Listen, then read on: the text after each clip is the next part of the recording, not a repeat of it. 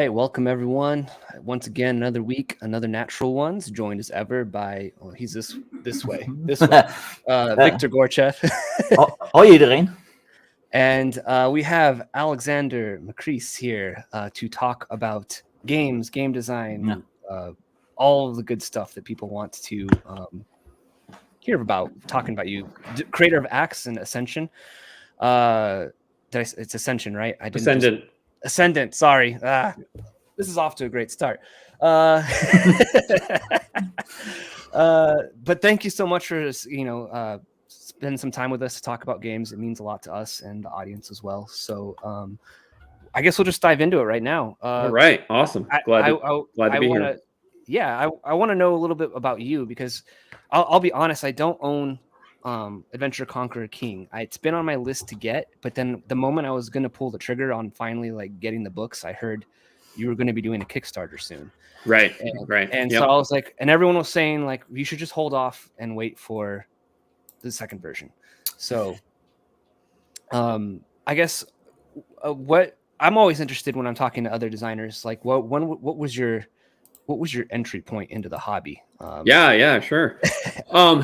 So my entry point was, I guess I would have been 5 years old. My family had just moved back to the United States after living abroad, and I had an older brother who was 7 years older than me. And so, age 12, my older brother Willie took they had an after-school Dungeons and Dragons class. And so he started playing Dungeons and Dragons, and he came home with these amazing books and these miniatures and dice. And I was, of course, totally fascinated because it's your older brother, so everything he does is cool. And then so the first product I ever owned was the Advanced Dungeons and Dragons coloring book that Greg Gygax did. Yeah, so I did that. And then I started running games like for my friends, probably age 7 or 8. And then by the time I was in high school, the college kids that had been friends with my brother were like coming to pick me up to take me to the campuses to run games for them. So that became like my weekend activity. Nice. Yeah. And then I kind of got caught up with life for a few years during college and law school, and then got back into it in my mid-20s and have been playing pretty much every week since then. Amazing. I wish I could. I kind of fell off the wagon for about a year or two in between, but that was like birth of a child and all that kind of life stuff that happens. But playing for a week. I have it. Unlike John there, I actually own it. Oh yeah, there it is. Yep. I've wanted it for a long time, but it's just like as soon as I was ready to pull the trigger, like I said, everyone's like, no, don't do it. He's going to do a Kickstarter. Support that. Yeah, like, no, it's true. Yeah. Next month, hopefully, there's going to be an ACKSII Kickstarter. And I've had that. The original book came out in 2011, so I've had 12 more years of work to develop it, and the new edition is pretty kick-ass. So it's definitely an upgrade from the original game. Well, I saw your tweet. You said something ridiculous, like it's like over it's 3 books, right? 3 books, and it's like over 1,000. Was it pages? Pages. Yeah, it's basically 3 500-page books. There's a revised rule book, a judge's journal, and then a Monstrous Manual. The reason for the size is essentially its breadth. So, like for instance, in the revised rule book, we have all the rules that you would find for adventuring and wilderness hex crawling that you find in most D20 fantasy games. But we also have a full chapter on ship combat. We have a full chapter on raising armies, a full chapter on maneuvering armies, interrogating prisoners, doing reconnaissance. We have We have a chapter on resolving pitched battles between armies, a chapter on resolving sieges. We have extensive rules on mercantile trading. So there's just lots of like micro systems. Yeah. I don't really know any ACKS GM that uses all of the rules in any given campaign, but they like to pick like, hey, this campaign, we're going to be mercantile traders, so we're going to do this. So the idea was to bring it all together into one book rather than kind of all these sprawling supplements that ACKS turned into.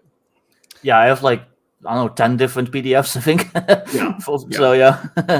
Well, I think that's cool because I don't know, the economic stuff really interests me. I'm an econ nerd as well, so I think that stuff's really interesting, and that's part of the reason I wanted to get it, because I kind of wanted to add a little bit more of that to my campaign. I'm running a BX campaign, and I was like, oh well, this would be perfectly compatible to kind of throw in over the top of my BX game, and I've heard that the research you put into the economic stuff was just like very good. So as far as like historically accurate to like a medieval sort of flavor and setting, and I guess my brain goes to a side tangent thing, because D&D is so like inflationary in regards to like you're finding tons of loot and gold oftentimes, and players are just oftentimes unloading it into the world. Like, is there a system for the inflation of the money supply essentially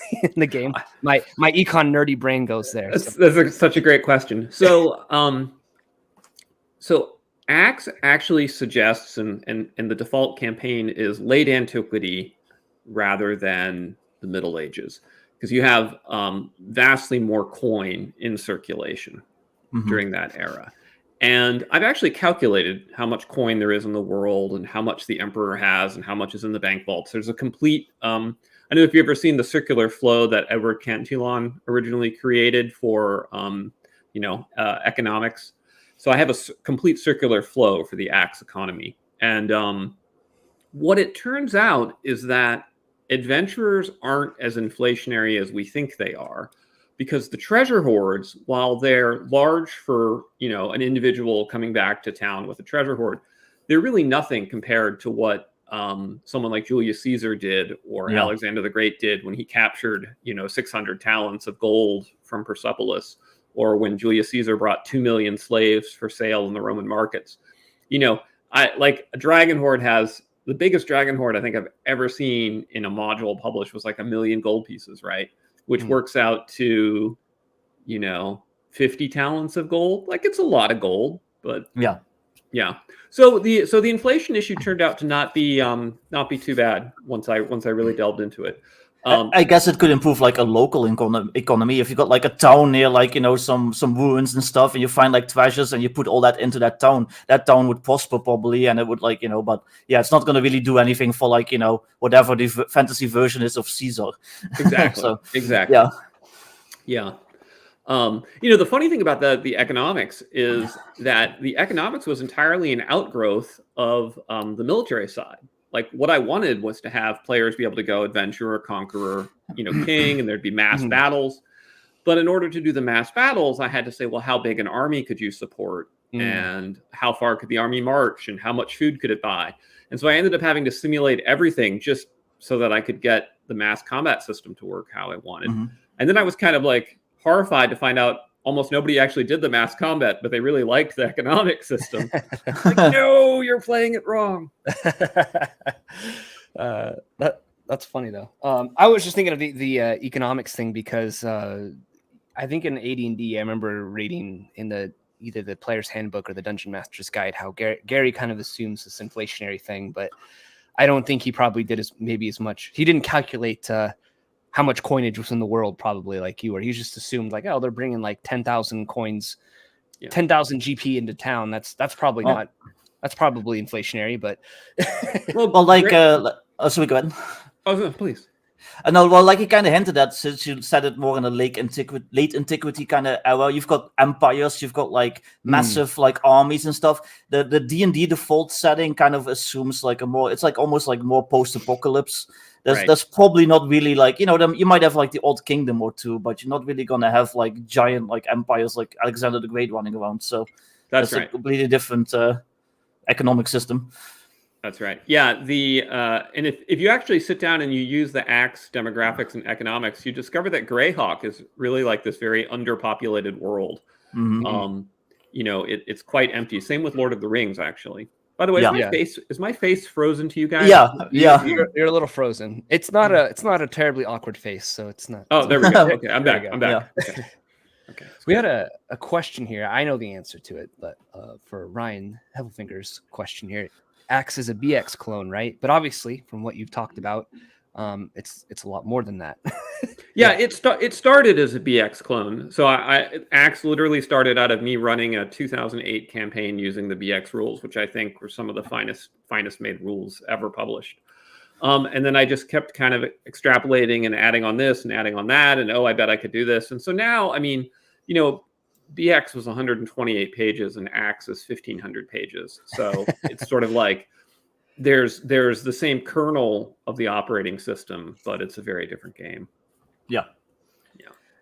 I guess the question I have is like, did you pick BX? Is BX like your favorite iteration of D&D? Obviously, there's a lot of arguments over edition wars and whatnot. And I feel like within the old school gaming sphere, among creators and within the OSR itself, BX has sort of become the lingua franca of that whole genre, that whole system of games. Was that the deciding factor, or do you just really love BX? What made you choose maybe BX over like AD&D or going like a white box route, which is obviously a little more loosey goosey? But why settle on BX? Was it just like a perfect middle ground, or? Yeah, no, great question. A couple things. So one, I came of age for that red box set. That's just sort of really good, strong childhood memories for me. As an adult, going back and reading Basic and Expert and then comparing it to AD&D, I realized that most of what I thought was playing AD&D, I was actually playing BX, just with some AD&D classes and alignments and things. Like I had been playing a weird mishmash. And so circa 2008, I decided, look, if I'm going to go old school and kind of have like a nostalgic campaign with my buddies, which is what I was setting up, I'm going to actually go back to the game I genuinely played when I was a kid, which was BX.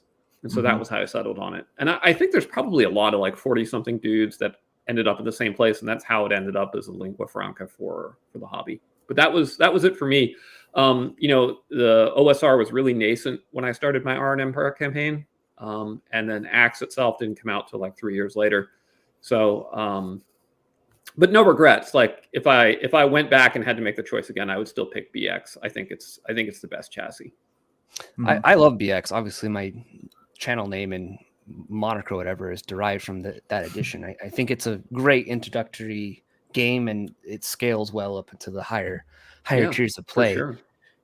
And obviously, like you've built that because you've bolted on even more stuff to it than what is traditionally ran in a BX game. We got an awesome thank you for the $50, Planet Tabor TV. Just saying, nice. Good. Cross swords. Awesome. Thank you. Very much appreciate that. Yeah. We got a question from Crafty Matt. Wait, you make money from YouTube? Can this power be learned? Yes. You just got to monetize your channel. Yeah. It's hard though. Yeah. Question: will the Kickstarter be expanding on some of the established settings that have been published? Any chance of creating humanocentric setting like Hyperborea? So it's gonna be set in the Iron Empire as before. That's our default setting. It's my own house setting. I'm thinking about there's this interesting situation where Conan has now become public domain. Not all of it, but some of it. But the name Conan remains trademarked.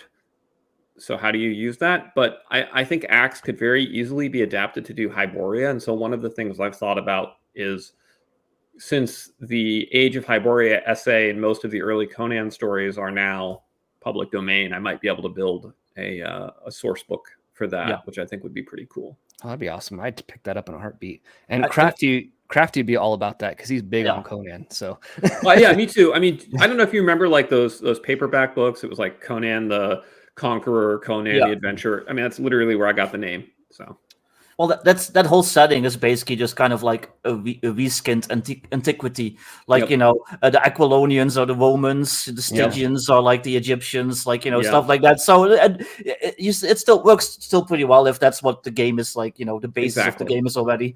So, so with ACKS II coming out as a Kickstarter soon here, you're saying next month? Is that hopefully, hopefully, yeah. What prompted you to want to like revisit it? You just had more to say on it. Was the OGL, because I know you were you were talking about changes to, for instance, like attribute names and stuff. Yeah. Like was obviously it sounds like you already had ACKS II in mind prior to the OGL, but was that just sort of icing on the cake, or what prompted you for ACKS II? Yeah. So I had been thinking about for a long time, less of a second edition and more of just kind of a consolidation of the rules into one or a few books. And I didn't expect to make very many edits. Like I thought, I'll just do a consolidation. It'll be a nice, clean re-release. So essentially like a rule cyclopedia for BX, right? But then Wizards comes along, and in their perfidious treachery, they're like, we're getting rid of the open game license. And, and all of a sudden I have this realization that my life's work is completely at the whim of these, skin suit replacements for human beings. And I was annoyed at that.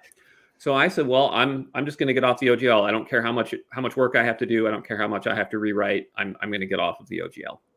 And so since I had to do all that rewriting anyway, I said, well, let me go ahead and make all of the improvements I ever thought I should make that I've held back on just because I was trying to stick with OGL and more familiar mechanics. And I just said, screw it, go all in and just make the game I want to make.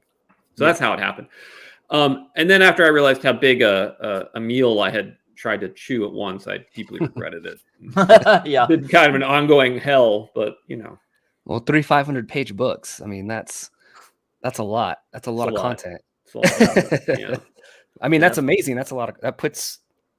I'm always interested in people in the hobby that seem to be so like prolific or work so quickly or whatever. And I don't know, people accuse me and Vik of being that, but like, I don't know, I meet people like you and others that just seem to like put stuff out so much quicker and in larger quality, better quality than what I could do. But I was in the same boat. Like when the OGL happened, I had my Atomic Punk game, which was originally like a BX version, like a Fallout setting, but using BX rules. And I realized like, oh man, like I wanted to make more stuff for it. I wanted to like add adventures, and like I live in Idaho, so I wanted to do like this whole setting that was a post-apocalyptic Idaho and stuff. And I was like, this is all up in the air, like what you said, like it's at the whim of these crazy people in Seattle that probably hate me anyways. Right. Yeah.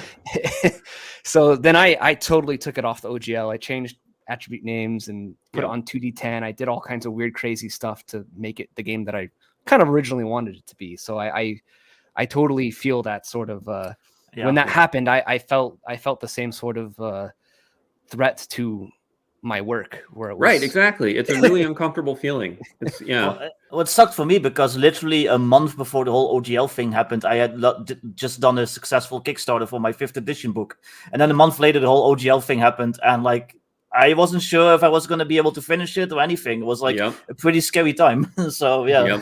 Yep. Oh man. And they're never going to regain that goodwill. Like that brand is dead to me now. So maybe if someone else buys the rotten carcass and sort of raises it from the dead, but otherwise forget it. I did a thing for Old School Essentials, and I specifically asked them if I could avoid the OGL, and they gave me permission just to like use their stuff, and I just had to put like a line in the book, like used with permission from the Aquatic Gnome, and I was like really happy for that. So I don't want to deal with the OGL ever again. Yep, that was good of him. Yeah. Hey, so you're in Idaho? I am. Treasure Valley. My wife and I constantly talk about moving to Idaho. That's our retirement plan. I want to move to Idaho too. So got permitless constitutional carry. It's great. Yeah. Well, and when the apocalypse comes, you want to be in Idaho. I read this book on it. It's called Strategic Relocation, and the guy goes through every state, and it's like Idaho. Yeah, we got Patty's Parlor in here. He's North Idaho. Idahoans represent. Yep. Yeah, no, the people in Idaho are like, fuck, we don't need another one of those guys moving here. Jeez. Nah, it's okay. I'm originally from California. Don't tell anyone. So okay. I'm a California refugee. So political refugee. But Yeah, I had this whole setting for post-apocalyptic Idaho that I'm still working on. I'm still building, and it's like, at the time I felt completely threatened by it. And I guess the other question I had in regards to that was you've been a part of the Orc license, and I kind of wanted to ask you about that because now it's been out. Are you still involved with that? Are you going to be using the Orc license on ACKS-II, or what's right? So my involvement with the Orc license, very early on, I was really vocal about denouncing Wizards of the Coast for its perfidy and treachery. So I got invited by Eric Mona, who I'm Facebook friends with, to join the Discord that they were setting up for Orc, and I listed Autarch as one of the companies. So the Orc license is shaped up, I think, to be quite good. I haven't done as deep a dive into it as I need to say I'm 100% going to use it, but it looks quite good. And almost all of my early concerns were that they were going to be strong-armed into putting in the sort of morality clauses that can be used to really punitively punish people. Mm-hmm. And I just, I don't want any imperial entanglements, so as to speak. But yeah, as far as I can tell, it's a really good license. It does what it needs to do, and I think the virtue of using the Orc license versus like making it my own is that, let's say I did get sued, all of a sudden, someone with megabucks like Paizo has a vested interest in making sure that license gets defended. Whereas if it's my own license. That's true. I glanced at the Orc license. The problem for people like me and John really is that we're idiots, and it's very legalese. Like I'm not a Harvard educated lawyer. I barely finished high school, so I was like reading that stuff. I couldn't really make heads or tails of it. So maybe I need like somebody who's smarter than me to explain it. But yeah, so I was kind of worried. Like I wasn't sure how it shaped up to be. So. Well, at some point I'll do a deep dive and decide if that's the direction I'm going to go, but I haven't done it yet. I've been too just focused on ACKS-II. Sure. I wake up in the middle of the night, talking about hit dice. Like, it's horrible. Yeah. I'm in that mode now. I'm working on my Aztec game. It's like a white box OSR game during the Aztec Empire pre-conquest. So it's like the 200 so years prior before the conquest. And so I'm in the same boat where I'm just like, I should probably be thinking about something like that, because I want other people to make stuff for my thing. Like I think that's awesome. I want to support other people that want to support what I'm doing. But yeah, I've been so focused on researching stuff and history and writing things and editing my own stupid words that somehow form sentences and thoughts, but maybe not. I don't know. Yeah. It's hard, sort of, when you're in the creative zone, you want to tap into it and do the work then and not get distracted. I feel you.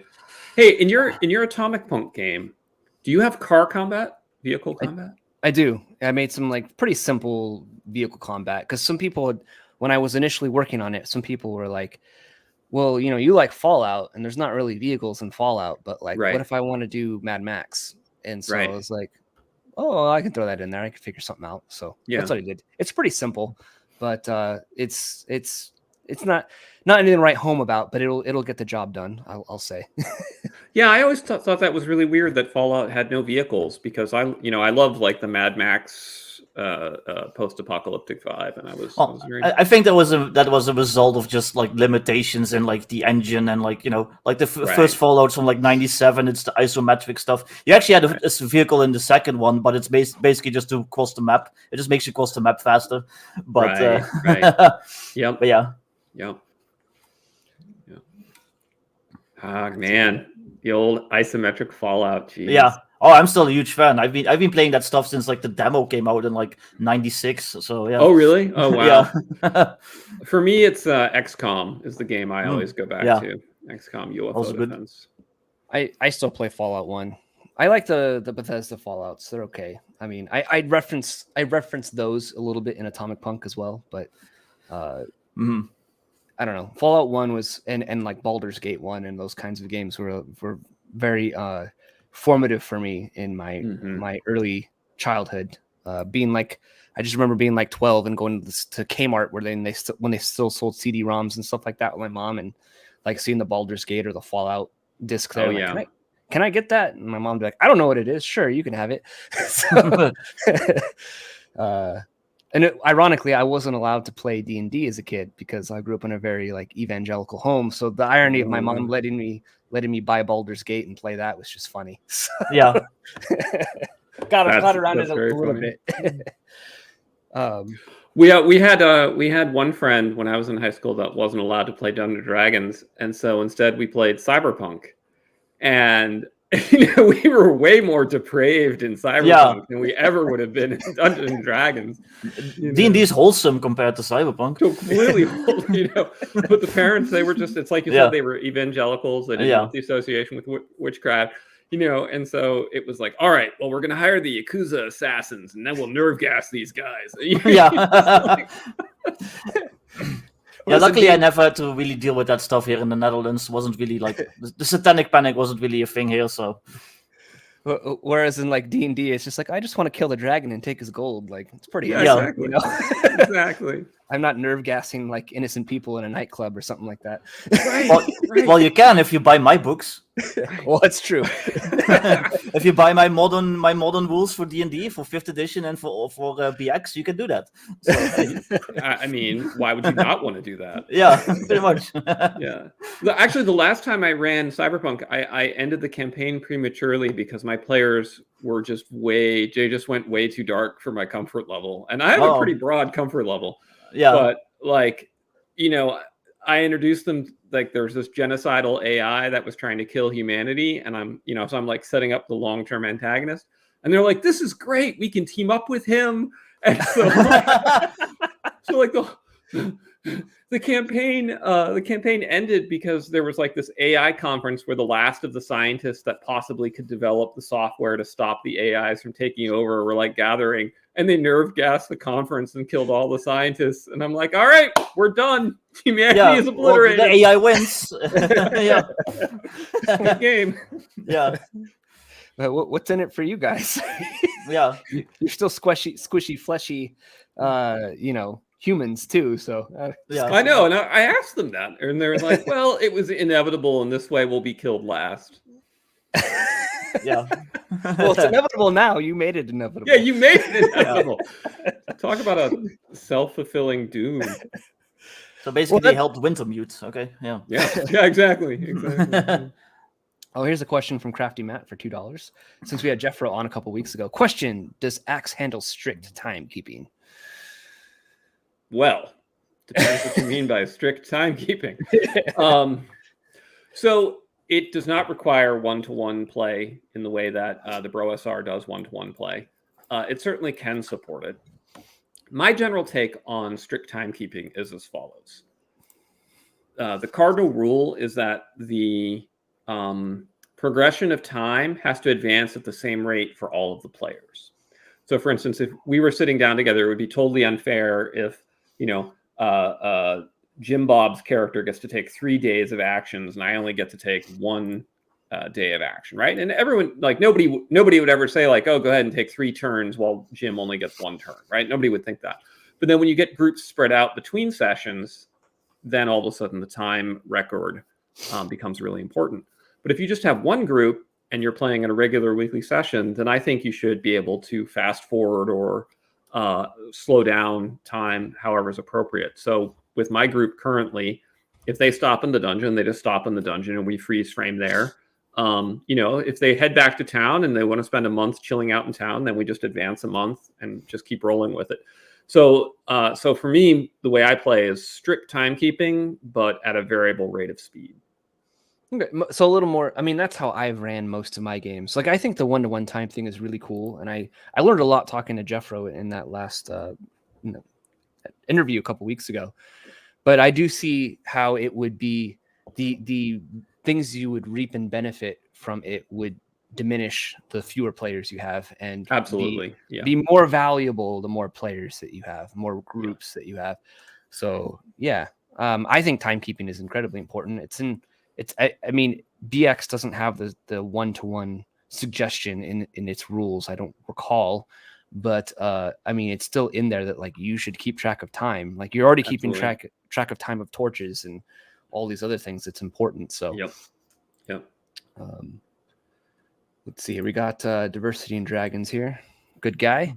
Great discussion, fellas. Like John, I'm waiting to get the new ACKS on Kickstarter. Can't wait. What other games does Alex like to run and or play these days? So what are you currently running, playing? It can be your own stuff. Feel free to show your own stuff. So Ascendant, which is my superhero RPG.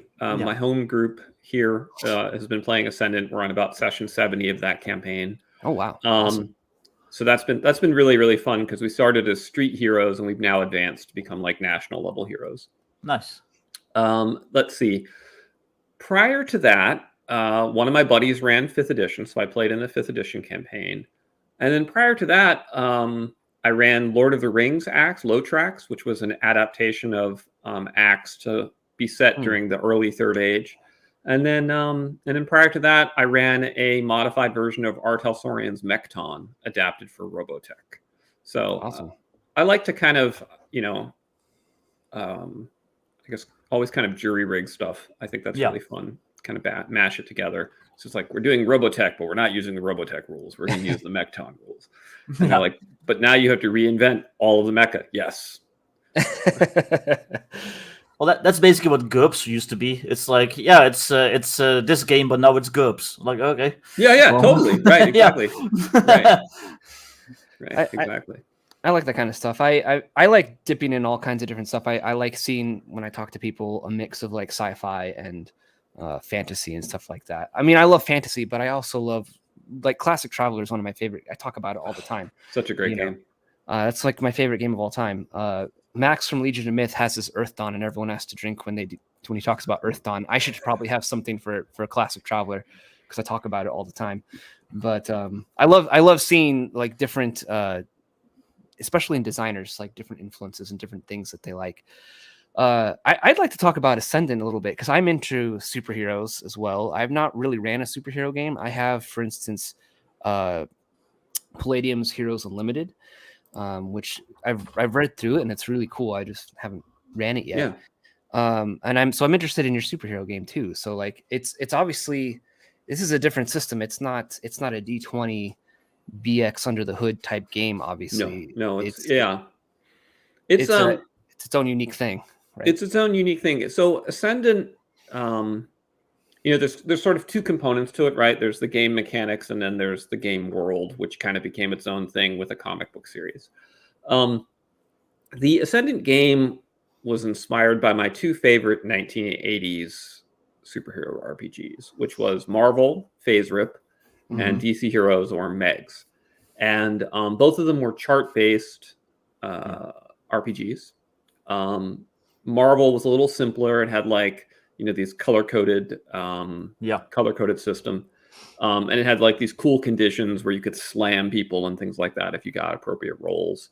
And then DC Heroes had this exponential game mechanic to it, where the math was a little bit hard to grok if you didn't understand how logarithms work, but somehow it all did come together.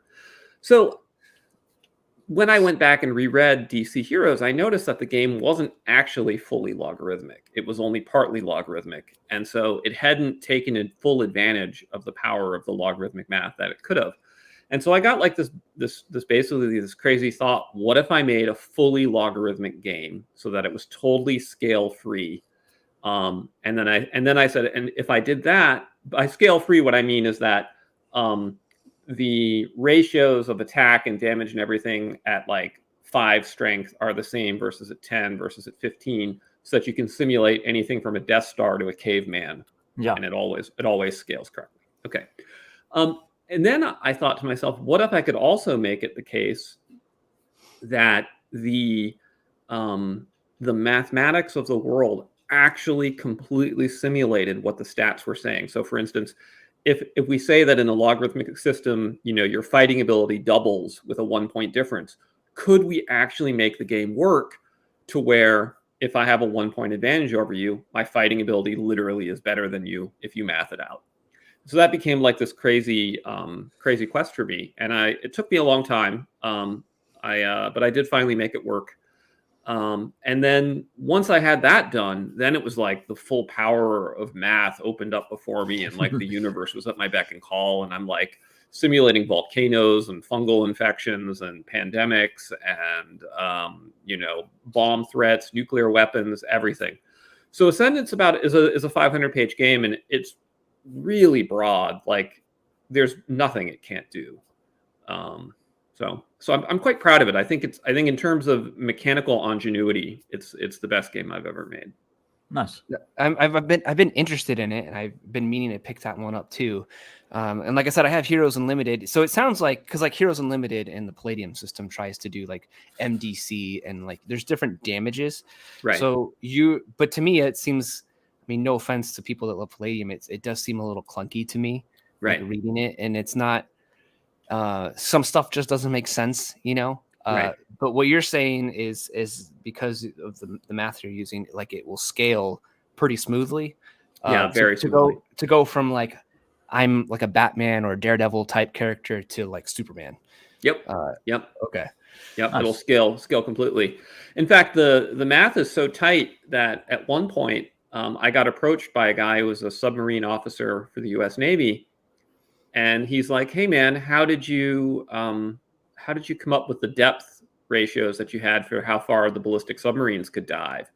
And I was like, "Oh, I just have this ratio I use, blah blah blah blah blah." And I showed him the math, and he's like, "Yeah, because the data you just published in your book about these ballistic submarines is classified." Yeah. I'm like, oh, okay. Oh. So that was a good feeling though, right? Like I had gotten it right. So. Yeah, that's nice. Yeah. I think you froze again, but it's okay. Once again, it's not an awkward freeze frame. They could have used that like a month or so ago with that Titanic thing. Oh shit! Wow, too soon? I don't know. I don't allowed know. To laugh? I will anyway. I don't care. I almost spit out my water, dude. That was brilliant. Yeah. So that's the Ascendant rulebook, and then the Ascendant setting is I had this concept of what if superheroes emerged right now in the present day. Now that's been done before, but usually when it's done, they do it in the way where superheroes didn't even exist in media, and so everyone is totally puzzled at the existence of superheroes. Let me give an analogy. If you ever watch zombie movies, like The Walking Dead's premise, if you look into the backstory, is that George Romero never made the movie Night of the Living Dead in their parallel universe, and so no one knew about zombies. So when the zombie apocalypse happened, they were caught off guard, right? And that's why they're called walkers instead of zombies. Right. Exactly. Yeah. So I thought to myself, okay, what if instead of doing that, what if we do the opposite? Superheroes are emerging right now, 2020, but they're emerging into our world where Marvel is literally making superhero movies and DC Heroes is doing superhero movies. And how would people respond to that? And the conclusion I came to is that the government would come up with a superhero team that was government employees, but they would purposefully dress them up in funny costumes and give them silly code names, because the American people would then be much more accepting of essentially superpowered army and superpowered cops, right? Like if you're like, this guy is a Delta Force sniper who can kill you with his mind from 10 miles away, that's terrifying, right? Yeah. But if you take the exact same guy, you shave his head, put him in a white lab coat with thick glasses, and you call him, Professor X-Ray, then everyone's like, oh, that's so cool. It's like the guy from X-Men. Yeah. And so the Ascendant setting is essentially the U.S. government is creating this team called the Star-Spangled Squadron, where they've recruited superheroes, and they've purposefully given them outlandish outfits. All the girls are purposefully made to look sexier than they need to be, because they'd rather people fight on Twitter about whether or not the costumes are too sexy than fight on Twitter about whether or not the U.S. government ought to have superhumans. That makes sense. And like Crafty says, it's kind of close to how The Boys handles it with like the corporations, and they have like all this social media surrounding it, and like the only difference is that in The Boys, the heroes are the villains, and in Ascendant there are actual villains. There's a group called Exodus that has figured out that one of the reasons that people are ascending is stress. So high stress exposure to trauma can trigger your latent mutations to develop. And so Exodus wants to help humanity exit its own past and become superhuman. And so they go around the globe committing heinous acts of violence and trauma in order to trigger more ascensions. Ah, yeah, okay. Yeah. And so, which is great because it gives a GM has a built-in a tool for designing an adventure, right? Like, what is Exodus going to do this week? And you just pick some random event of mega violence. They're going to blow up a stadium. Why? Because some percentage of the people will survive and become superheroes. Yeah. That reminds me of the Deadpool movie where they literally they give them superpowers by like torturing them and like inducing trauma. And yeah. Same concept. So imagine you have a super villain group that is going around the world doing that, right? Yeah. So they're like, let's deliberately cause 9/11. And then some of those people are going to become so traumatized that they'll become superpowered and we can recruit them into our organization. Yeah. And so the Star Spangled Squadron is organized by the US government to deal with these superpowered terrorists. Are there any other do any other countries have like superhero squads? Yeah, so the Russians. Yep, the Russians have a team called Spetsikatron. For the Russian team, I did a lot of research into a weird 1980s Cold War Russian programs on they called it psychotronics, which was their study of human psychic development. And so Spetsikatron is basically the special warfare psychotronics division of the Russian army. Nice. And then the Chinese have a program which they call the Qigong Somatic Science Group, and then their team is the Soaring Sabers. And so they believe that the arising of the superpowers is justification of the Chinese traditional medicine practices of Qigong and Qi and things like that. So the Indians have a program called the Siddhi Protocol, SIDDHI, which is based on the concept that powerful yogis could develop the siddhis, which were the great powers of yoga. So like each nation is trying to understand what's happening to the world in their own terms. And, the Americans are relating to it as superheroes. Chinese are relating to it in sort of Chinese myth ways, etc. Yeah. I'll have to play to make like a Dutch superhero team. So I've been slowly trying to do superheroes for the different European countries. Yeah. So what I've done so far, I did Europe. I did Britain, which is Britannia, and she's a water controller because Britannia rules the waves. Ah, yeah, nice. And then I did an Italian guy named Avanti, and he was an Italian race car driver who his car crashed, but he just kept running. So now he's like the fastest man. Nice. Yeah. And he has got like multiple girlfriends that he just sort of races between, and it's good fun.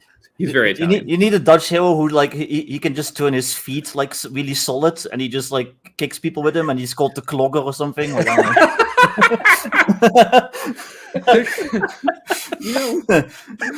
could I get away with that, or would I be offending Dutch people? I will laugh at it. So, yeah. I'm sorry. When you said the Clogger, I went like a different route in my head. Like, he's clogging toilets or something. I don't know. I mean, well, we do eat a lot of cheese, so. But that's cool. Like, I'm interested in the system though too. So. You obviously were looking at these older games like Phase Rip and the DC game, and like it's one of those things where I feel like, and I appreciate with other designers, where you understand that like setting requires rules inform setting and vice versa. Absolutely. Like you can't just there's a lot of people that like go at the 5e people, for instance, about like, oh, you shoehorn everything into 5e, and it's like you can't do that. But like old school OSR games do that a lot too, where they're like, well, what if it was this, but we're going to use BX, and what if it was this, but BX? And like I'm always acutely aware that I'm still playing BX in those games. They might be fun for a little while, but like I'm still playing the dungeon delving game that I'm so familiar with. Right.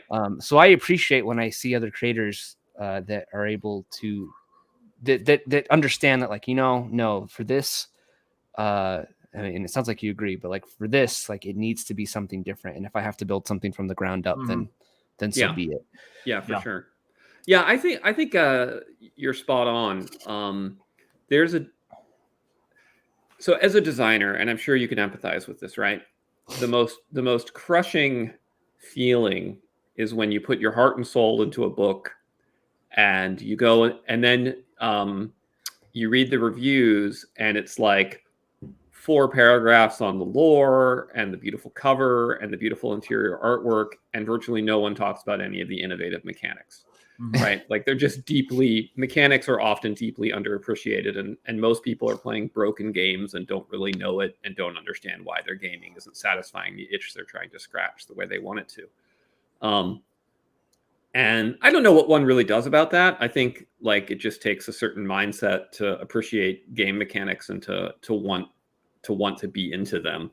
But I really try very hard to make my mechanics work just like this with the setting and the premises that I'm trying to achieve. Yeah, I mean, I have a cowboy game. It's a simple, silly game. It's D6 dice pool game. And you're just pretty much counting successes, because I wanted a system that would kind of fade into the background a little bit, because you're sitting here, you're pretending to be like Clint Eastwood in the Dollar Trilogy or something like that. Yeah, right. So, and when I was originally building it, because I love old school games, I love BX. Like, can I make a cowboy game in BX? And as I was writing it, I was just like, this just doesn't work. Like, cowboys didn't wear armor, so how's AC gonna work? Right. Getting shot sucks. So like the damages in D&D are each hit points are just different. Like I just was writing it and I felt like I was fighting the system the entire time I was writing it. So then I threw that whole version out and like, okay, I have to start fresh and make my own thing. And that's what I did. So, and I think that was when I learned that lesson of like, you can't just shoehorn everything into the same system, even if you love that system and it's amazing. Like BX is great, I love it, and AD&D is great and I love it, but you can't just slam everything into it. It's not a catch-all for anything you want to do. Exactly. Well, I've got my modern supplements, and they work pretty well. But like when I want like that really like cinematic, like John Wick like type experience, like the Bourne Identity, like Heat, like those kinds of movies, like there's a few games out there that work pretty well, like Savage Worlds or whatever. But I wanted something of myself, so I'm currently working on my 2D8 game that is like way more cinematic like that. It's a bit more narrative driven and stuff like that, just to kind of try to capture the feeling of those movies a bit better. So yeah. I get you. For sure. Absolutely. Yeah, and you have to know, you really have, as a designer, you have to know what you're trying to achieve, and you have to understand that not every game is going to be for everybody, right? Yeah. Like when I made Ascendant, I was like, all right, it's going to be a 500-page game that uses a chart and logarithmic math, and also it's going to be drawn in the 90s bad girl image art style. And so right then, like, I've sliced out, like, this is my niche. This is who I'm selling to. I'm not trying to reach rules light folks or narrative folks. I'm not trying to reach people that, want the current crop of comic art style. Like, this is my niche.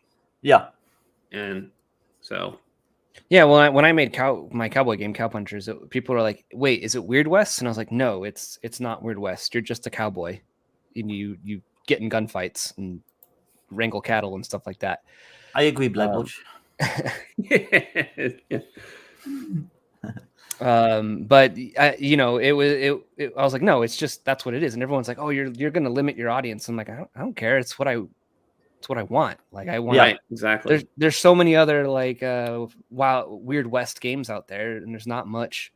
Just like you're just a cowboy. So the funny thing is that your system is like, it's so simple, and I don't mean that in a bad way. I don't mean it, you know what I mean. But it's so simple that you could easily add that Weird West stuff yourself. So I took your system and I did Waste Runners, which is like my game based on like Roadside Picnic.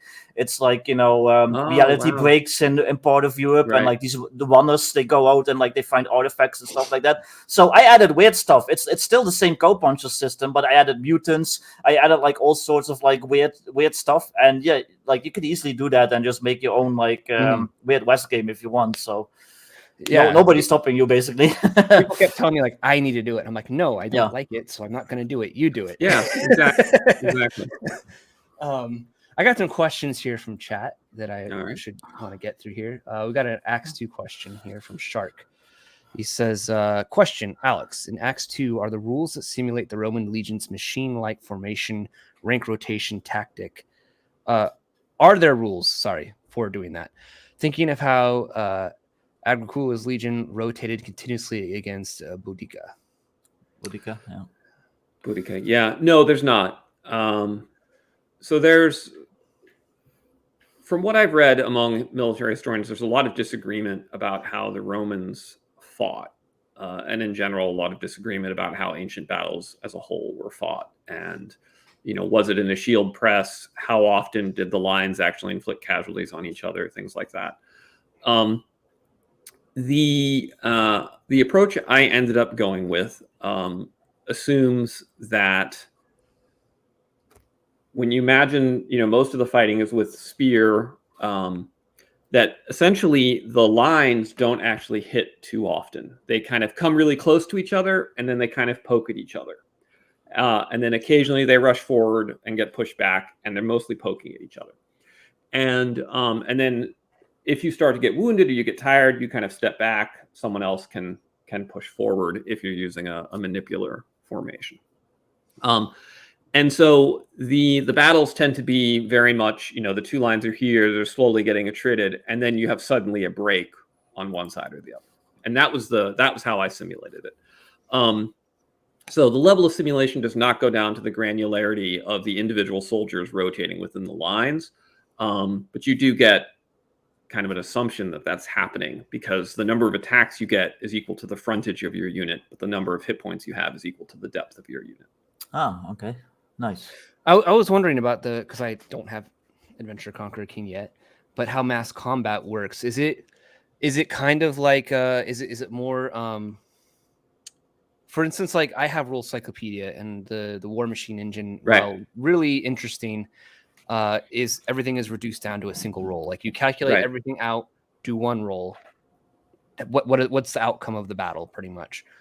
Is it like that, or is it a little more like tit for tat, kind of like scaled up man-on-man combat from there's traditional game?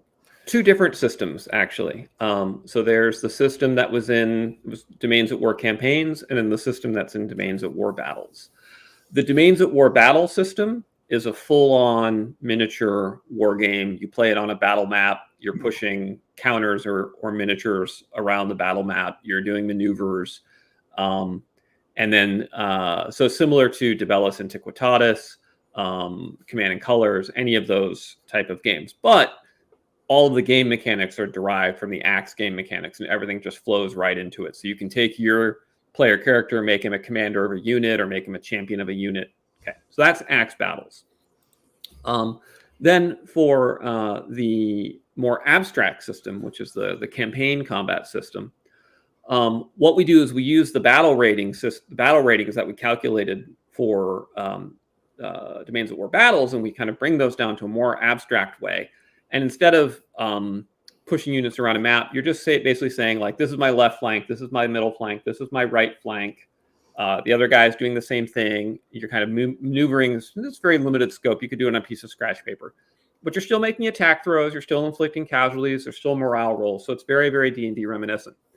And then the twist that we add, though, is that during the battle, you can do heroic forays with your player characters. And then the player characters essentially announce how much of a risk they want to take in terms of battle rating, and then they go to fight against that equivalent battle rating of 0 level troops. So for instance, you guys have a party of 6 level adventurers, and you're like, we want to help out on the left flank, and we're going to attack these 30 archers. And so then you run that battle, and there's a random table to help you like randomly have events occur in the battle because it's part of a bigger thing. Charge comes in from the flank, or piles of the dead cause morale penalties or things. So it really offers 2 totally different ways you can do it. You can either scale it straight into a tactical war game and go like Hyborian campaign, super old school, or you can play it more abstract and narrative as you prefer. Nice. That sounds really awesome. I'm disappointed to hear that you say that people don't use the mass combat rules as much because I don't know, that just sounds really cool to me. That there's this, going from I just got off the farm and I have my father's sword and I found some loot in the dungeon to like, down the line of the campaign, you're leading armies. That's awesome. That's what, I want to strive for that. In my original Iron Empire campaign, they ended up, it was sort of like set in a Fall of Rome vibe. And so as the empire was collapsing through force of arms, they carved out a section of the empire as their own kingdom. And, at that point, all the player characters hit max level, and they fought all these major military battles. And so then their henchmen were like, well, what's left for us? And so then they took a flying ship to the moon and went and conquered the moon. All right, well, fair enough. So, I mean, we had a ton of fun doing mass combat. It was great. All right, we got some more super chats here I should get to. Crafty Matt, once again. Question, what is role-playing? The basic expert can expand. So what do you define, I guess, is what he's asking is role-playing. I'd be interested to hear. So many people have different opinions on that. I think I know what your opinion would be. You've talked about being a simulationist, and I would think I would fall probably in that camp as well. Yeah. But go ahead. What do you define role-playing as, I guess? Sure, that's a great question. So I think role-playing is easiest, in my opinion, to understand if you think of a spectrum of war game, role-playing game, story game. In a war game, you are controlling essentially pawns. You are not any one of those pawns in particular, and you have an objective that's extrinsic to the pawns. You are trying to win the battle, or whatever the case may be for that particular war game.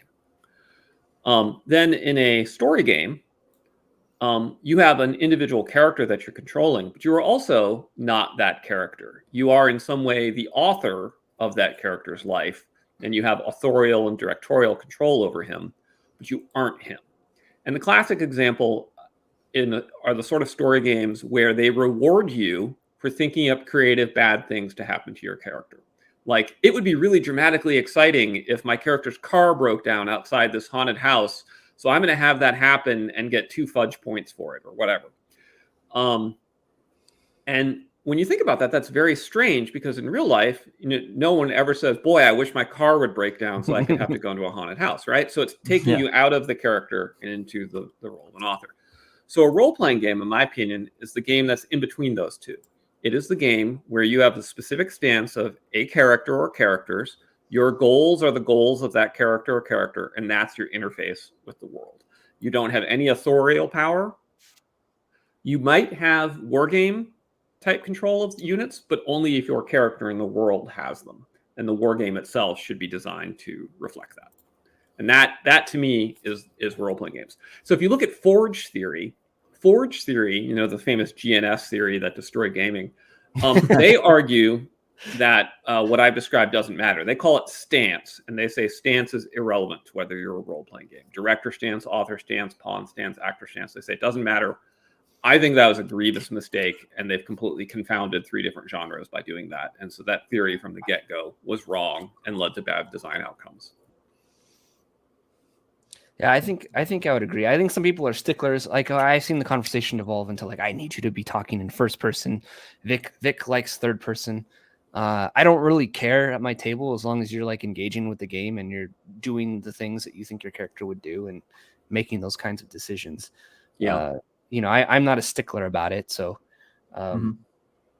I think the only thing I get kind of annoyed with is, and I want to train, if I have a player that's like that train them out of it, is the Mother May I, where they do the, well, can I swing on the chandelier and jump on the orc? And it's like, well, why don't you just do it and see what happens? Yep.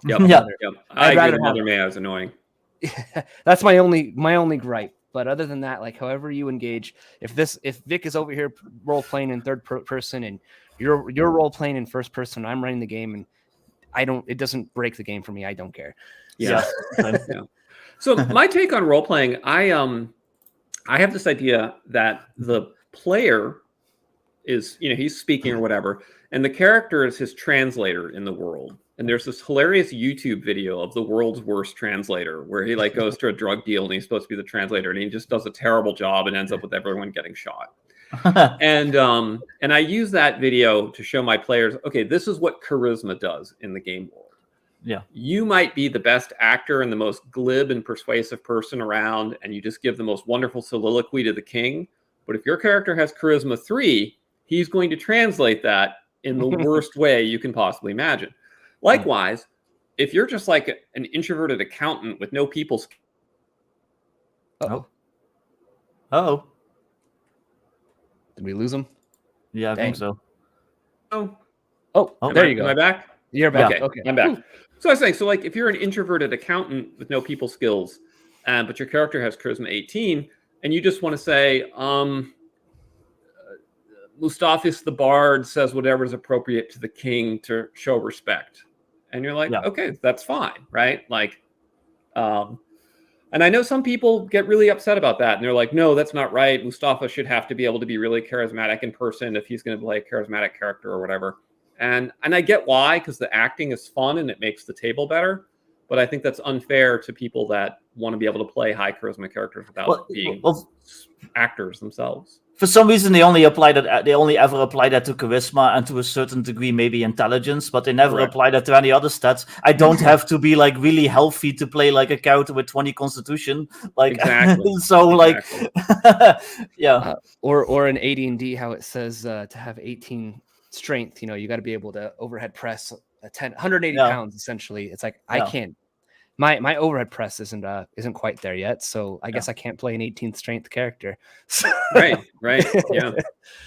And this is the whole point of role-playing, to play something that you are not yourself. So I might want to play like a really charismatic bard. I'm not charismatic in real life, so you're just gonna have to deal that I have 18 charisma, and you're just gonna have to deal with that mechanically. And just because I'm a stumbling, mumbling, and fool in real life, it shouldn't really matter. Exactly. But that's just which is why I think that that translator metaphor really helps. It really helps get the point across to folks.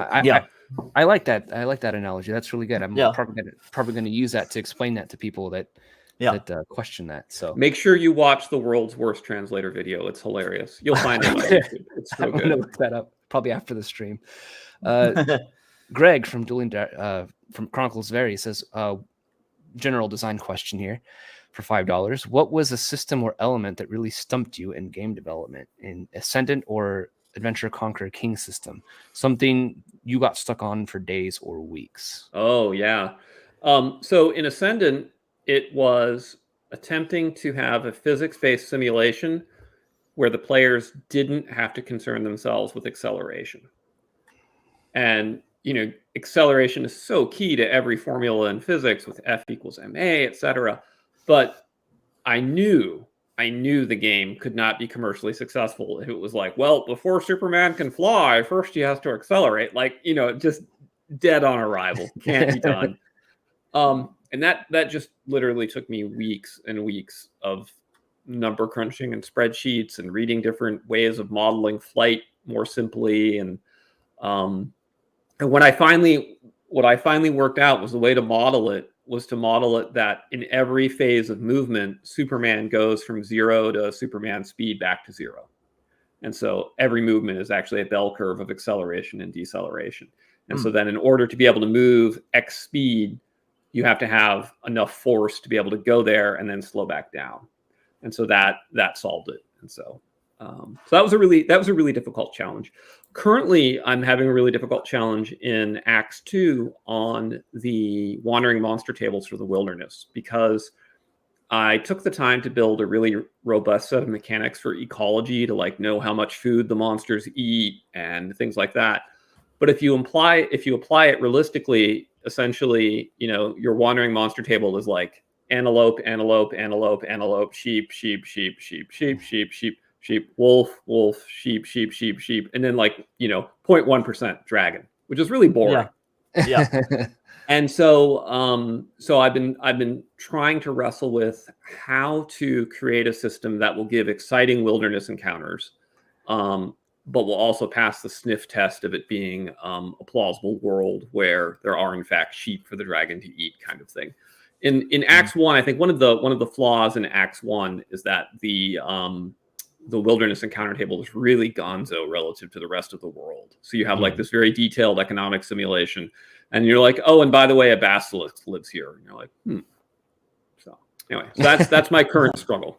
Well, my personal philosophy is that I wouldn't even put sheep or stuff like that on the table, because to me the stuff that is on the table should be the stuff that's a potential threat to the players. So you should only have wolves. You should only have mountain lions, and then weirder stuff like a sheep that can be handled narratively. Like a sheep probably isn't gonna be an issue for a player. Oh, you come across a sheep on the 6 mile hex. Okay, now what? I walk past it. Okay, Yep. or I share it so I have some wool. Okay, cool. But like, yeah, like I think tables should be something that could like, it could be a potential combat, it could be a potential like parley, like, you know, stuff like that. So, but that's just me personally. But no, so this actually has been a hot debate on our Discord with two groups, right? And one camp is exactly the viewpoint that you just said, but then the second camp is like, yeah, but you know what? My character is a venturer, and so what if I actually want to take those sheep and then, you know, herd them to market? I need to know how many sheep there are and how often can I find them. Or, you know, what if we're on a deep wilderness expedition and we're starving? The fact that we encounter antelope isn't then cosmetic. It means we can actually survive and eat food tomorrow. That makes sense. Yeah. And so just different people have different levels of granularity that they want. And anyway, I haven't solved it yet. So this is literally the thing I'm stuck on right now. Yeah. I wonder if you could do like multiple roles, like for like food or like non-combative sort of encounters where it's like it is an antelope or a sheep or like a deer or something like that, a wild a bunny, a rabbit or something like that, and then other tables for like because I mean does Adventure Conqueror King does it still use like a d6 for random encounters? You roll a d6. Yeah, it does. I might change that just to sort of have some more flexibility in what can happen. But like right now it's, you know, hills 5+, mountains 4+ on d6, that kind of thing. Okay, that's basically what I was picturing, because we've played Scarlet Heroes, and you've got like different events. You've got like weather events, you've got like encounters, you've got like you know, you can encounter ruins and stuff. So like you could do that, like where, you know, I'm not trying to tell you how to do your game. Obviously, you're probably like a million times better designer than me, but I'm just spitballing here. Yeah. You could just be like, oh, okay, we roll. What kind of encounter is it? Well, it's a non-hostile animal encounter. Okay, well, and then you roll on the table that has the sheep and the bunnies and the alpacas and whatever. Alpacas, yeah. Alpacas. Yeah. That's something like that is very much the direction I've been leaning. I'm just, I'm finalizing. Struggling to finalize how it'll all piece together. But right now, what I've got it set up is that you have essentially terrain encounters and monster encounters. And then the terrain encounters are things like, oh, you come across a patch of, you know, thistles that's really hard to get through. So your movement is slowed for the day, right? And then I have a separate weather system that lays on top of that creates weather conditions. So it's so it may be the way to go is maybe just to put most of the animals are actually just terrain encounters, right? Like, you know, herd, like from a kind of a simulationist point of view, a herd of deer and a big patch of edible fruit is more or less equivalent, right? Like neither the fruit nor the deer is going to kill you, and both of them you can eat them to not starve. So like maybe that's how it should be treated. That's a good insight. Yeah, Scarlet Heroes does. I really love that game. It's a good game. It does something like that where you have like a D8. And so as you're moving through hexes, as you go through your 6 mile hexes, you roll a D8. And so on the first roll, on a roll of 1, an event will happen. It could be wilderness. It could be a weather event, or it could be something with a terrain. If you don't roll a 1 on the first roll, the range goes up to 2. So on a roll of 1 to 2 on the D8, now it will happen. So the more you travel, the wider the range gets, the more likely you're going to run into something. And I just thought that was like Kevin Crawford clever. Just knocked it out of the park. It was a really interesting. And then it resets, I believe, once you hit it. That makes sense, right? So I mean, Crawford's a really great designer, so you have to, you know, you just have to give him respect. He doesn't deliver a bad product ever. He's just really talented. Yeah. So let's see here. We got another super chat. So I'm trying to get to these generous people here. Lord Mateus, thank you for the $5. Adventure Conqueror King system is known for its domain play. Was this your initial focus when you decided to write it? If so, why? If not, why did you develop it that way? Great question. So the first game I ever designed was actually a war game called Modern Spearhead, and it was a 6mm miniature war game of modern combat. And I was the adjutant of the West Point War Games Club when I went to West Point, and so I'd always loved wargaming. And I'd also always loved tabletop role-playing games. And I had also always loved games like XCOM, where you controlled both the strategic level and then also got to do the tactical battles. And so I said to myself, I want to make an RPG that does both a war game and a role-playing game, lets you play at the strategic level, the operational level, the tactical level, in a fully integrated basis. And I didn't initially intend to do that with BX. It was just always like this idea I had in my mind. But as my BX campaign evolved and the empire started to collapse, and it just kind of naturally emerged that we were doing this, and so I kept writing more and more and more and more rules. And so then when my wife essentially said to me, like, you've put so much work into this, have you ever thought about publishing it? And right around then, Kickstarter was becoming a thing, and so it suddenly became viable. And so so it very much emerged organically from the things that interest me and from my own sort of personal history. I was a military history major as an undergrad. So it's interesting because people focus on domain play, but in my opinion, domain play is actually secondary to the war game aspect. Like, you want to have the kingdom because the kingdom tells you how many troops you have and how many assassins you can hire and how powerful your wizards are and how much gold you have in your supply lines. But like, just running a kingdom for the sake of running a kingdom is not particularly interesting. Yeah. It becomes interesting when things happen to your kingdom that you have to fight to defend it. And so the ACKS experience point system was actually carefully set up so that the longer you run your kingdom, as you level up, you get fewer and fewer experience points for it until eventually you cap out. And the only way to get more experience points is to conquer a larger kingdom. So it's sort of like, you could either, you can retire as a duke, but if you want to make it to 14th level on the basis of domain play, you got to go for the empire. So yeah, I like that. I mean, yeah, it encourages players to engage with the mechanics, and when you're designing games like these, you have to give players a reason to go out and do things. Exactly. Or you can't just expect them to be like, well, I'm just going to do it for this because it's fun or something like that. I don't know. You need their player characters do need motivation, and I'm fine with as simple of motivation as it's gold, or you need to expand your kingdom. Those are fine. They work. So I think that's neat. And that's something that more modern D&D kind of like lacks, in my opinion. Agreed.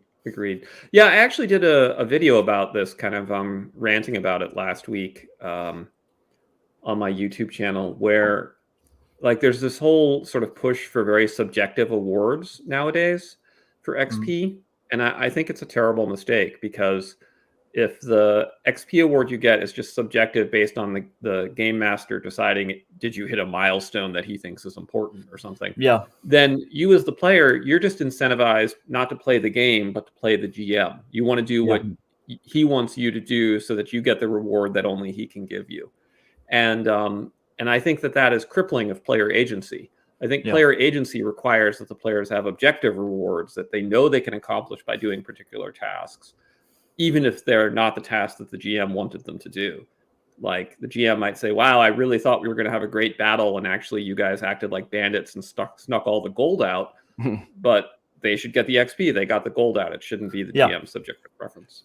Yeah, we were having a conversation on our Guilded server about this, and some similar topic, and it was about like how much gold should be in a dungeon, how much treasure and loot should be in a dungeon. And my response is like, I just use the random tables. Like, if whatever it says to use, because my logic behind that was, I'm running BX, so it's gold for XP. If I arbitrarily decide how much treasure's in there, I am controlling how fast or slow they're leveling up, and it's me versus. I feel like it becomes me versus them. Yeah. Whereas when I roll on the table, or I let my players roll on the table, I tell them roll a percentage. When they find a hoard, I'm like, wow. You roll the percentage, and then you roll the quantity. So it's you finding the treasure. It's if you get a crappy roll, it's on you. That's really interesting. Wow. Yeah.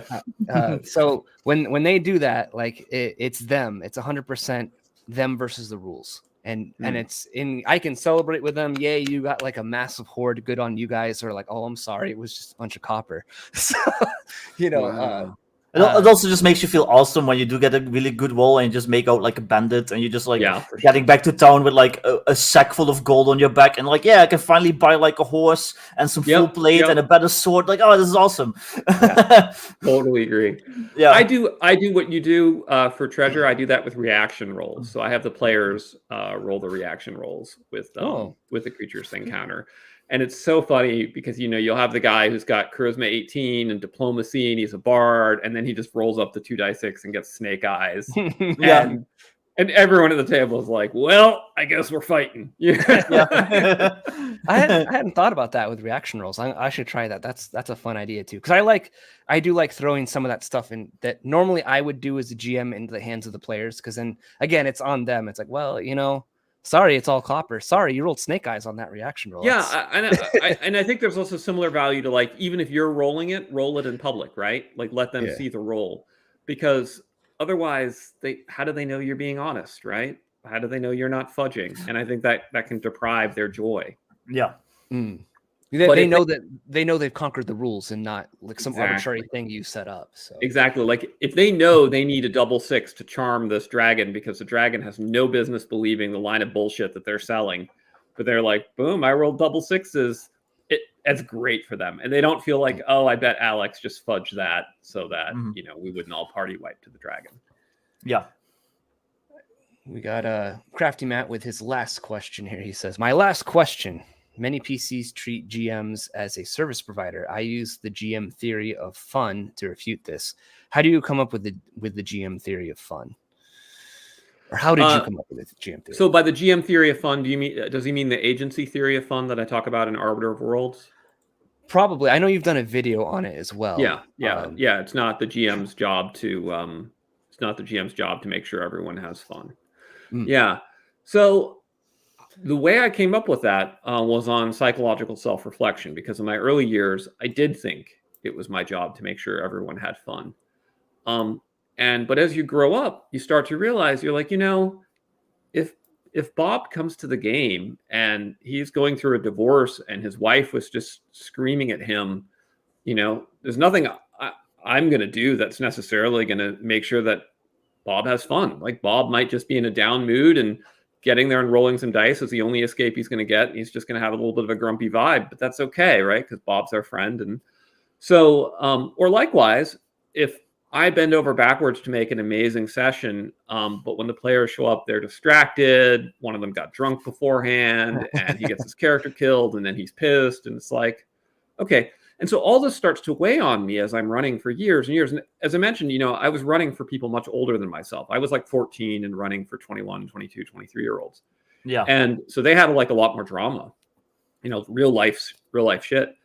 And so I started to think, I don't think my job is really to make sure everyone have fun. I think my job is to make sure they could have fun, right? If they engage with the game, if they want to play, then they can have fun. It's like I'm throwing a party. I'm not a service provider. I'm not a clown there to amuse them. I'm hosting an event at which I hope that they will enjoy themselves. So I like that. That makes sense. Yeah, definitely. Yeah, because that is definitely you see it so often on like social media and stuff like that, where people complain about their GM or GMs just in constant self-doubt. Like I saw Ginny D made a video a while back. I made a tweet about it where she polled her audience and said like 70% of her viewers that were DMs had burned out. And it was, and I attribute that 100% to like, I'm here to entertain the players and dance for them like a monkey. And it gets old after a while. It gets tiring. For sure. It does. It does. Yeah. Well, yeah. They're the kinds of players like, those types of 5e players, especially that are like, oh, every character has like their background hook, and the GM's job is to like weave that into the story. And it's like, oh, my parents were killed by the six-fingered man, so the GM is like, well, I guess I gotta have him beat the six-fingered man at some point so he can get his revenge and stuff like that. So, and that stuff gets really exhausting. Yeah. And so, I wrote a whole book essentially ranting about this, right? Arbiter of Worlds is pretty unkind to that style of GMing and that style of play.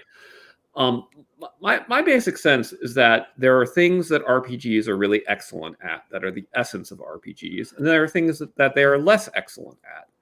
And the thing that they can do that no other type of game can do is simulate an open world where you can do anything you want, and there's rules on hand to model that. And if there aren't rules, there's a human being who can come up with a rule. Yeah. And nothing else can do that. Not a computer game, not an MMO, nothing. Mm-hmm. And so I think the goal is, when you're running an RPG, maximize what's best and what's most unique about role-playing games. And that is player agency in an open world. So that's my goal. That's what I advise everyone to do. And I find once players realize that they really have agency in the world, and that they truly have what you would call like libertarian free will, and they have the opportunity to dynamically act, then a lot of this desire for, oh, you need to pay attention to my story hook goes away, because that was just a substitute, because they felt like they didn't have freedom, and so they needed to coerce the GM into giving them what they wanted. Mm-hmm. But if you actually give them the full freedom, then those players can become very satisfied. Some of them. Yeah. Some will not. And, those folks, I just say, well, I'm not the right DM for you.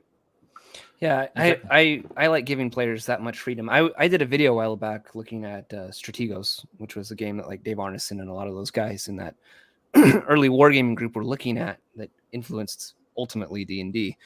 And there's a line in there in Strategos that's like, anything is possible, but not everything is advisable.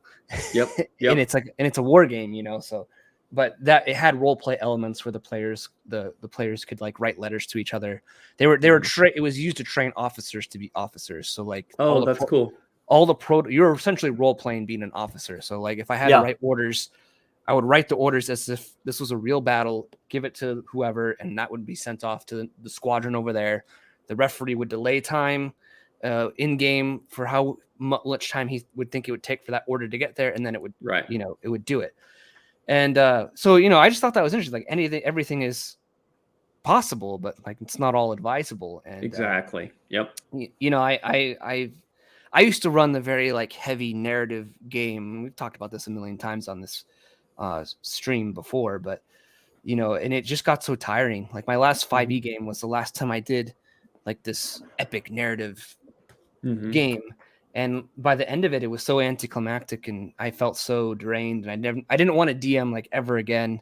Yep. It was terrible. And then I started switching to a more open sandbox game and just really leaning into the tools that RPGs provide, which is these awesome random tables and listening to my players and what they really want to do. And all of a sudden, like, oh, I feel like I could run games forever. Absolutely. Weight lifted off my shoulders. Yeah. When I run those narrative heavy games, at least for like D&D, I prefer modules these days, because at least everyone has the understanding, the players and the referee both, that it's on rails. We're here to do this specific module. Yeah. Don't do anything crazy that messes up the module, basically. So and it just kind of creates like a good, like I said, it creates that understanding. So. But when I do like my homebrew stuff now, like I am definitely leaning more towards like the sandbox, like open worlds, like do whatever you want and we'll see what happens. Yeah. I find I can enjoy like a narrative game in short doses. Like they're fun for one-offs. Here's your character, lean into it. Here's this story hook, lean into it. Like I have good fun with that. We play those sometimes. But the longer I'm going to be playing a game or running a game, the more I want it to be an open world game. Yeah.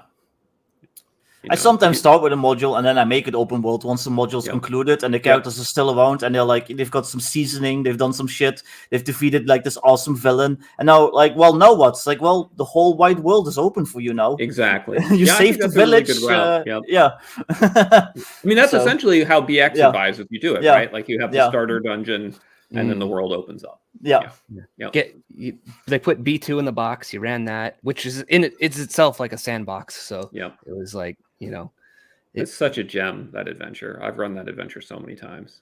Well, at the Crafty Matt, who asked that question, he requested a video of me that I did make, which was comparing the Lost Mine of Phandelver with B2, and just how they teach you to those are adventures designed to teach you how to GM a game. And the expectations that you'll have. And so I kind of went through the differences and how so narrative driven, like people love Lost Mine of Phandelver, and it is a decent starting adventure module 5e. Yeah. One of the earlier products before things went completely off the rails. But then you look at B2 and it's like so different. It's just there's no real story. It's like here's the keep, here's like here's home base, here's dungeon 1, 2, 3, and here's who lives in it, and you can make up like why that is the way that it is, and the players will go around exploring. I think that's so much more useful to me as a GM than like, well, the first scene that they're going to do is going to be this. Read this text to them, to the players. That's in italics, you know. I don't know. Well, I'm currently planning to keep on the Borderlands, but I'm going to use my old school Essentials modern rules, and I'm going to set it in like my kind of like Rifts, like post-apocalypse, like Magic Returned and messed everything up setting. So I'm setting the keep in like it's like an old castle in the Pyrenees in France, like and like it's post-apocalyptic Europe and stuff like that. So I'm like really looking forward to doing that. I'm just kind of waiting for some stuff to come together, but yeah.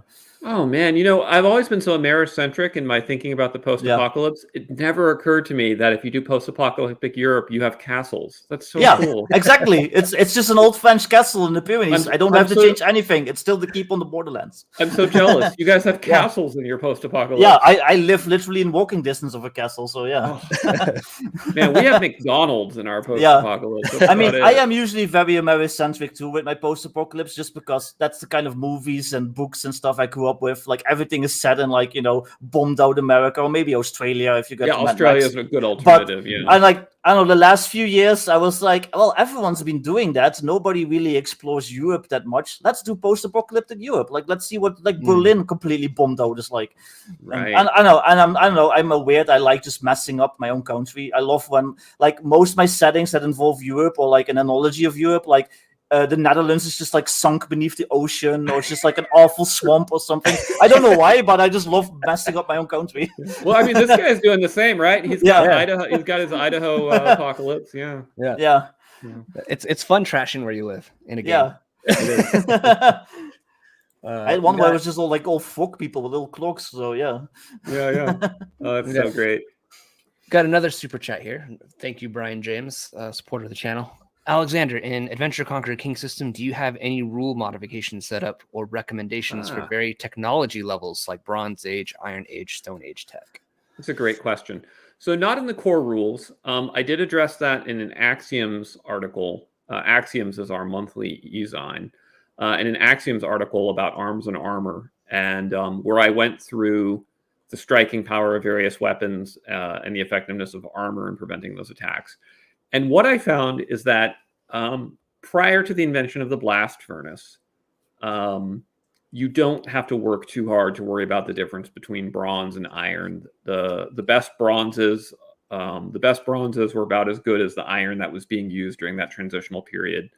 And so as long as you're doing anything semi-plausibly Bronze Age, Iron Age, antiquity, late antiquity, it's fine. You don't really need to worry about it. Where it does get tricky is when you've got like so-and-so is early Bronze Age and then this group is Renaissance. And then you really do have a disproportionate difference. And the way I modeled that is that the plate armor and the weapons of the Renaissance get a bonus compared to all of the other stuff in ACKS. So.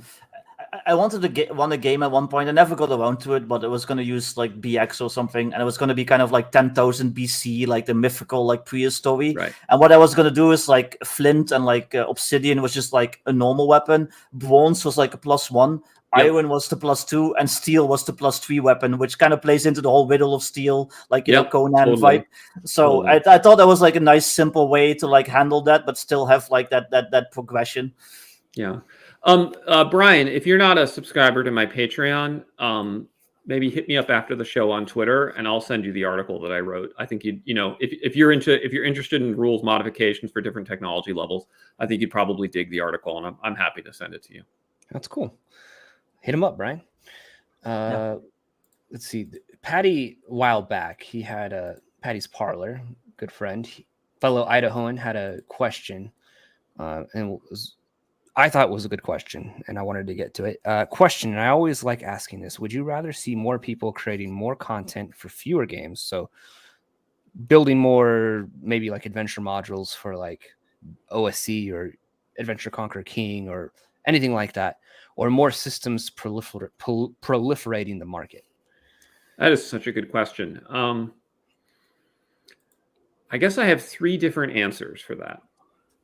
So one is that as the designer of ACKS and Ascendant, I think it would be amazing if everyone created more content for those 2 games in particular. So certainly I have like a selfish reason to give that answer. As a designer who really likes playing with game mechanics and tuning them to fit specific campaign worlds, I really enjoy systems. Like I find it really fascinating when someone creates like, this is a specific system for this setting. Like a great example, like the Barbarians of Lemuria game, right? Like such a cool game, does exactly what it meant to do, and just fits the genre so perfectly. Or Feng Shui is another great example of a game that's like that. And then I guess the third thing though that I weigh in, the third thought, is that games have network effects where the value of an RPG is partly determined by how many people play that RPG, which is why ACKS is less valuable than D&D 5e, sort of from a business point of view. And I think it's probably detrimental to the hobby to have one game system have such a command over the network effect that the way 5e does. I think that probably is detrimental to creativity and also to broadening the player base. And I think we would probably be better off if we had multiple games that had mass appeal rather than just the one. Yeah. I mean, D&D's always kind of been, as Max from Legion of Myth says, the 800-pound gorilla in the room. Yep. Like even from the beginning, it was the first one to become marketably successful and everything. So I think that's just the way it's been. I think, and maybe I'm being a little too optimistic, but I don't foresee 5e sticking around very long in the future. And right. I don't think the new version of, we'll call it 6e, I don't think that one's going to do particularly well, at least not as well as 5e. I don't think people are going to be, it's going to have that interest in it for a little while. People are going to think that VTT is really cool, and then they're going to lose interest and no one's going to care about it in a few years. And I think after that point, my hope is that like more people will be interested in checking out new and different things, and we can start seeing, more people playing Adventure Conqueror King or whatever, Ascendant and broadening the hobby. And people, it'd be cool to hear people say like, I'm playing this game, and like, oh, that's great, we're playing this completely different game over here, instead of like, even where I'm at here in Idaho, it's like you go and look up for pickup games like at local game stores and stuff, and it's all just 5e. And I'm just like Well, the funny thing is that I remember like this period, like maybe late 90s, very early 2000s, where D&D was kind of considered like the boomer game, and like all the cool kids were playing stuff like Shadowrun and like whatever, like Cyberpunk and all the systems that you had back Vampire. then. Vampire, and D&D was kind of like the grognard boomer game, and then like 3.5, I guess, third edition and 3.5 came out and kind of like brought it back a little bit. Like everyone started playing that again, but But there was like this weird period where it was like the old hats, like these is like the 40-year-old man, like the 40-year-old fat man with big beards that they play this game. We're young and hip. We play fucking Shadowrun. So I totally remember. I totally remember that era, right? Because so I would have been. I was like, let's see, I was like 18 in '93. So like my late teens, early 20s was that transition, was that era, and I remember at the time like going to do Vampire LARP because you looked over at what was going on at the D&D tables, and as you say, it was all the sort of older grognards, and then over at the Vampire LARP, it's like, wow, did that hot girl just walk past me in a latex vampire costume? I'm gonna go over there. I myself have always been a LARPer who loves vampires. Exactly. 18-year-old me suddenly was like, I'm very goth. So I got a comment on Shark here. He says, Idaho, nice. I live in Idaho, Canyon County, near Treasure Valley. Woohoo, laughing. I am also Treasure Valley, so we're in the same county. So what is Treasure Valley? I apologize. The only place I know in Idaho is Sandpoint. So Sandpoint's up north, near like kind of the Coeur d'Alene area. Treasure Valley includes like pretty much Boise. That's where like majority of the population is here in Boise. I'm in Caldwell, which is about like 30 minutes away from Boise, 40 minutes away. 40 on a bad day, 30 on a good day. And you got like Meridian and Cuna and lots of different places around there too. So Treasure Valley is pretty much where everyone moves. Like if you're coming from someplace else, you generally come to the Treasure Valley in kind of like southern central Idaho. So it's a nice place, so I like it. Okay, good. So that's where we're all going to move for preparation for the imminent apocalypse. I'm making a game about it, so yes. Good. Yeah. I'm in, man. Let's get a compound going. Yeah. We can hang out. We can hang out and play role-playing games about the apocalypse during the apocalypse. It's going to be so meta.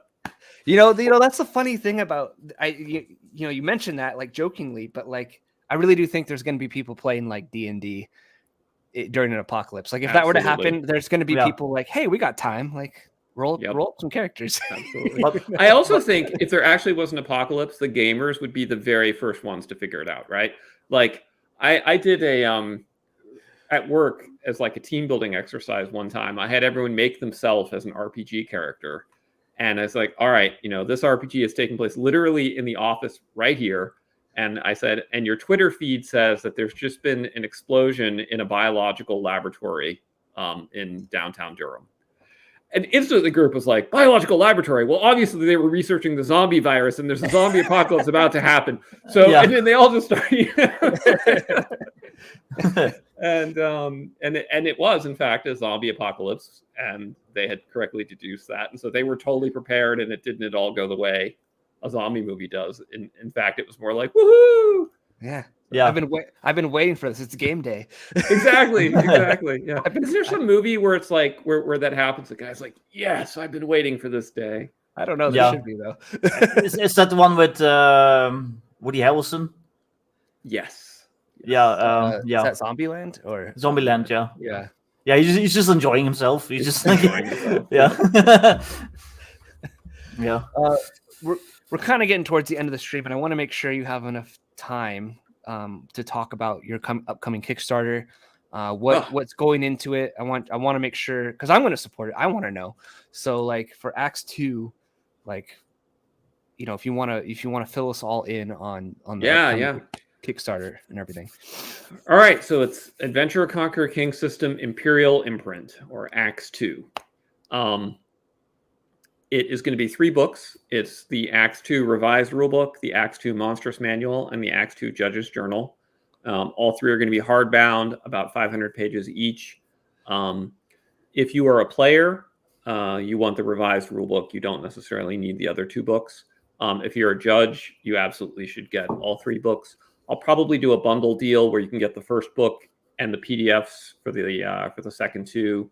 Just so you can sort of get a sense of the whole system, and probably also have a deal where it'll be like 1 judge's journal, 1 monstrous manual, and like 4 revised rule books for the for the wealthy GM who wants to sponsor his table, or for the party that wants to all chip in. Hey, that works well for like, I bought this, we are playing it. Exactly. I bought you books, you were playing it. At this point, the books are largely written. There's a few issues I'm still working through. One of them is relating to random encounters. I mentioned that earlier. But people have ACKS-II and are on my Patreon. I've already started using it and are running it. I'm running it on YouTube. We've got some cover art. I haven't finalized whether I'm going to do full color covers or if I'm going to do something more like what I did for the Buy the Sacks leather bounds, which have a really nice feel to them. That kind of appeals to me to maybe do that, but TBD. So anyway, I can't give a date yet because I will kickstart it when I think it's ready. Yeah. I had hoped to do it in July, but I don't think it's going to be July. I think it's going to end up being August. I will probably grab it because I've been rereading this book series by David Gemmell's, the Draenei Saga, and it's so good. Yeah, and it's all about siege warfare, and it's all about empires and stuff like that. And then, like, you've got heroes like Drus the Legend and Waylander and stuff like that. And like, I think I was thinking on like, I wonder why they never made like a tabletop game based on this setting. And then I was thinking like, what game would be good for this? And I think ACKS like would actually be like really good for it, because you've got like all the elements that are in the books. You've got like the wargaming aspect. You've got like the heroics and like I actually call out David Gemmell as one of the authors that inspired ACKS. Oh, nice! Yeah. I loved the Van Nuys saga. It's like one. I think this is like my 5th time rereading it now. So yeah. Wow. Yeah. Did you read the Riganti as well? No, I've never read any of his other series, because they tend to be more historical, and I'm not really into that. I like the pure fantasy stuff. So. Right. Well, listen, I mean, if you guys are interested, I'm happy to send you drafts of the rules to take a look at ahead of the Kickstarter. I'd love to see that. Yeah. It's a lot of reading, but I'm happy to share it with you if you want to check it out. Yeah, definitely. Yeah, I'd love to see that. Of course. Cool. But yeah, so everyone should keep an eye on Kickstarter. They should follow you on Twitter at Archon, and then that's right. What's your handle for Archon Games itself? I forget. Oh, Autarch. It's _Autarch _. It's kind of shitty. That's right. Yeah. I can actually throw those in. Yeah. All of my things have to start with A's. So there's Archon, Autarch, Ascendant, Adventure, Conqueror, King System. Hey, that means you're at the top of the list when you're on the list of something. So exactly. Yeah. So my cyberpunk game will be called Amalgam. I'm totally ready. I'm gonna throw these in chat here, and Malik, he's a moderator on the chat. He's throwing links in as well. Oh, great! Thank you. So yeah. Shark had a question here earlier. I think I have that book. That's the one that also adds like the 5e rules, right? That lets you keep on the Borderlands with 5e. I believe it is a 5e conversion for Keep on the Borderlands. Yeah, I don't have. I think it has both. It has like the original, and then it has the 5e conversion. I actually really like it. So it's good. I don't own it. Yeah. But go ahead. Keep is so good. I'm just Keep on the Borderlands so good. Yeah, I'm looking forward to running it with AK-47s and post-apocalyptic French castle and like everything. Yeah, so when you run that, really fun. When you run that, let me know. I want to be in like a Humvee, like on a 50 cal. Yeah, definitely. Yeah. I was thinking, what's it called? The Dungeon of the Unknown or whatever. Like, the one that you're supposed to fill out yourself. I was considering maybe turning that into kind of like an abandoned like military complex or something. So right, yeah. That In Search of the Unknown with that was it. Yeah. With the wizard and the fighter that have vanished, and so like you're looting their castle in their absence. Yeah. So it's really fun. Well, cool. We're a little early here, but we can keep going if you want to keep going. I mean, I'm happy to talk more about ACKS II. So I guess let me just say this. So the 3 things I think are probably really stand out is, one, the sheer breadth of ACKS II. I don't know of any other game on the market that covers the breadth that it does. It genuinely does everything from mass combat to naval warfare to economic simulation. There's this whole meme on my Discord where people they just sort of roll into other people's gaming conversations and just like post this little picture that says, "Yeah, ACKS already does that," and which I'm sure probably annoys other people, but I think it's very funny. So the breadth there is really strong. For Judge's Journal, it's an interesting challenge writing a judge's manual, GM's manual, for people that already know how to GM, right? Like, there's no pretense that you've never GM'd before if you're purchasing ACKS. Like, you virtually certainly have done so, or at least are very familiar with it. So what I decided to do instead was to really drill down on how I GM, the particular approach I take, and then really use the GM's guide as an illustration of how I built out the campaign world and how all the systems were intended to fit together. And so far the response to that's been really positive. People have said, "Wow, now I really understand the game design decisions in a way I didn't before." And then for the Monstrous Manual, we for ACKS, we have a lot of mechanics and things like you can kill this monster and take its hide and turn it into leather, or you can take its horns, and there are magic components that you can use for magic research. and you can capture baby animals and train them, and then your Pegasus fleet can be found. But the problem with that, of course, is that means the monster entries have to actually describe that, and usually they don't. So this Monstrous Manual goes out of its way to really be like a very thorough explanation of, well, where do baby fairies come from? And if I want to like enslave baby fairies, what do I need to do to make that happen? Or if I want to, what if I murder that really nice unicorn and I steal his horn, what magic items can I make from it? And it's all in there. I think that the breadth of that is just so cool because, Lord Mateus has a good comment here. He says, like, I know how to run a dungeon crawl, a hex crawl, an adventure path, but how do I run a world in a simulationist style of play? Yep. And I think that, sure, there might be people that I ran games before, but like I've not had a single play group go from like level 1 to leading armies in like a single sitting campaign. You see people that will like start in the middle, get to the end or something like that, or they want to just start at the end. I've seen that before, but like getting it all the way through, like usually people stop like at some point, the campaign fizzles out or burns out. Yeah. But like if you have a game system that can do so much stuff, I think that's so cool. Like if my players say we want to lead an army and we want to put them on boats, and then, oh no, we encountered other boats out there, and now there's a battle, like, oh, that's fine. There's rules for that right here. Like, I just gotta like that. I don't know. That just, to me, that's limitless, endless gaming, in my opinion. Yeah, exactly. And that is the goal. And so to answer Lord Mateus, I do go into that. How do you run the world? And I offer a lot of structure for saying, this is your checklist that you're going to go through to update your world state. But, caveated, like, you're a human being, you don't need to just follow an algorithm. Like, don't interpret this to say that you should ignore plausibility and verisimilitude just because this is the checklist, right? So yeah, it's always a balance you have to strike, because you can't automate human creativity, and that human creativity of the GM can be really key. So, I mean, this is obviously going to be worth it for people too that already own the first version, absolutely version of ACKS as well, right? Yeah. I guess what's I mean, we've covered a lot, but what's one really big cool thing that you're willing to share that you've changed from the first version to this version that you think is just like, even if you own the first version of ACKS, you're going to be really excited about this one thing here? Do you have something like that? Oh, sure. So the abstract battle system is considerably improved, and it's a lot more fun. It's a lot more interactive. When I first designed ACKS, I thought that most people would play the tabletop war game version of it for their battles, but most of them played the campaign version. And so I said, well, if that's where people are focusing their attention, let me make that better. Let me dial that up.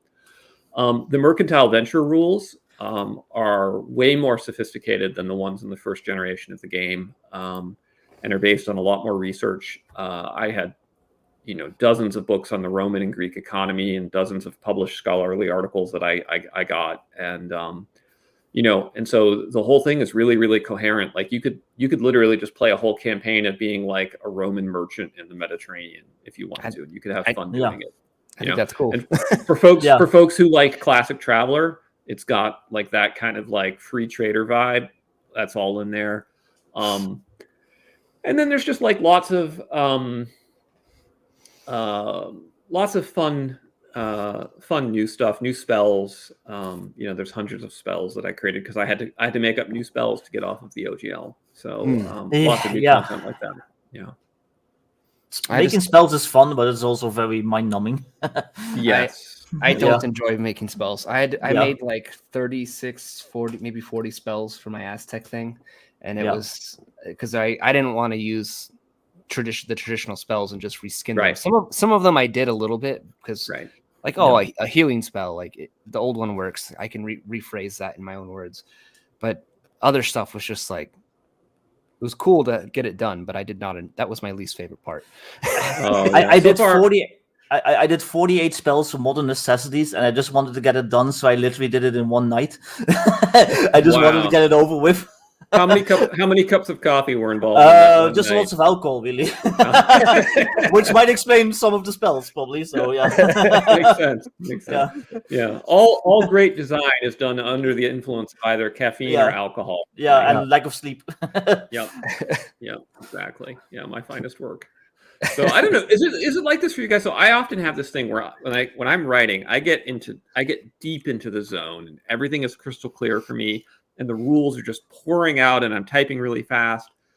And then like the next day, I come back and I barely even remember writing it, and I'm like, oh, and then I have to like reconstruct what my own thinking was, and I've had that happen. I've had it happen where I ran games. I ran games, my own games for Vik here and some other people, and they're like, they find a rule in the book that I forgot I put in there. Right. Like, you're like, oh no, I forget my own rules all the time. Yep. Yep. Well, like, I wrote that, like that's way overpowered. Why did I do that? It's like I definitely didn't write that while I was in GM mode, because I would never allow that as a GM. Yep, been there for sure. Yeah. I don't remember what it was, but I think it was in the Atomic Punk game, and Vik was like, well, I can do this, and I'm like, oh yeah, you can do that. Yep. Yeah. But yeah, I totally get that, where like I'm in this like fever dream of typing. It's like The Shining, Yeah, exactly, right? Like at any moment I feel like I'm going to burst through a kitchen wall with an axe. Oh god. Oh god. Well, Poncho, people still like my games apparently. So apparently, drunk me writes some pretty good shit. So I don't know. I mean, listen, man, that's a gift. Yeah. Have fun and write at the same time. Hey. Yeah. Well, that's cool. I'm looking forward to the Kickstarter. I've wanted to get the game for a while. It was just like I said, by the time I was like, I'm ready to pull the trigger on this, and then a bunch of people on my Guilded server are like, wait. No, yeah, they gave you the right. They gave you the right poop. You're definitely. It's so close now. You should wait, and then you can. It's still backwards compatible, so anything you wanted to go get from the prior stuff, like the adventure modules and everything, are working fine. Like I'm literally using the adventure modules right now with ACKS2, and it's fine. Nice. So the biggest change is you have to remember that some things got their name changed, right? Like Cleric is now called Crusader and whatnot. I did what I did is I did a bunch of research to find out what words I could show prior use before Dungeons and Dragons, and anything I could show prior use I kept, but anything I couldn't I didn't. So hit points prior use, armor class prior use, saving throw prior use, but like I couldn't find any example of a warrior priest being called a cleric in fantasy literature prior to D&D, right? So I was like, well, I guess I probably can't use cleric in good conscience, etc. Yeah. Well, that's cool. It makes it more distinct, though. Crusaders, it's pretty badass. So I mean, yeah. Cool word, yeah. So it's like fighter, I thought was fine, but magic user obviously is a very D&D-ism. So it's like fighter, mage, crusader, thief, instead of fighter, cleric, thief, magic user. Crusader definitely gives it a more martial vibe. Like when I think cleric, I just think like some like stuffy old man and like a robe with like a high collar and stuff like that. I never really like pictured like a badass guy with like a mace or something. Exactly. Whereas Crusader really sends that message. Yeah. Can your Crusaders, because the whole, I always laughed at this old D&D rule where like clerics can only use blunted weapons because for some reason it's like it's less lethal, and I'm like, I don't know. Did Gary not see someone get hit in the face with a mace before? Right. Yeah. So can Crusaders use bladed weapons in ACKS, or is that something? So the way it works is they are limited basically out of respect for tradition to blunt weapons, but it's explained as being because their god is Aminar, the god of the sun, and so the mace is sort of symbolic of the sun. But then you can take a proficiency called martial training, and then you can learn to use swords or whatever. And then there's also an alternate. There's basically an alternate build for the cleric, which is called the Blade Dancer, which is and that's a cleric of the goddess of love and war. And so she's got like light armor, uses swords and spears, and sort of has a slightly different spell selection. And then in the Judge's Journal, it explains how you can create your own custom classes and custom clerics for whatever gods you want to do, and build out the spell list and the magic system and everything. So there's a full toolkit. So that tool's in there, because I don't remember if it's in one of your zines or something else where someone was talking about how you had a fantastic tool for building classes in BX. Yeah, that's in there. That's in the Judge's Journal. It was originally published in Player's Companion. So the Judge's Journal has a system for building classes, a system for building races, a system for building magic types. So if you got like arcane magic and divine magic, but what if you want like fairy magic, which is better at illusions but not as good at blasting or whatever, right?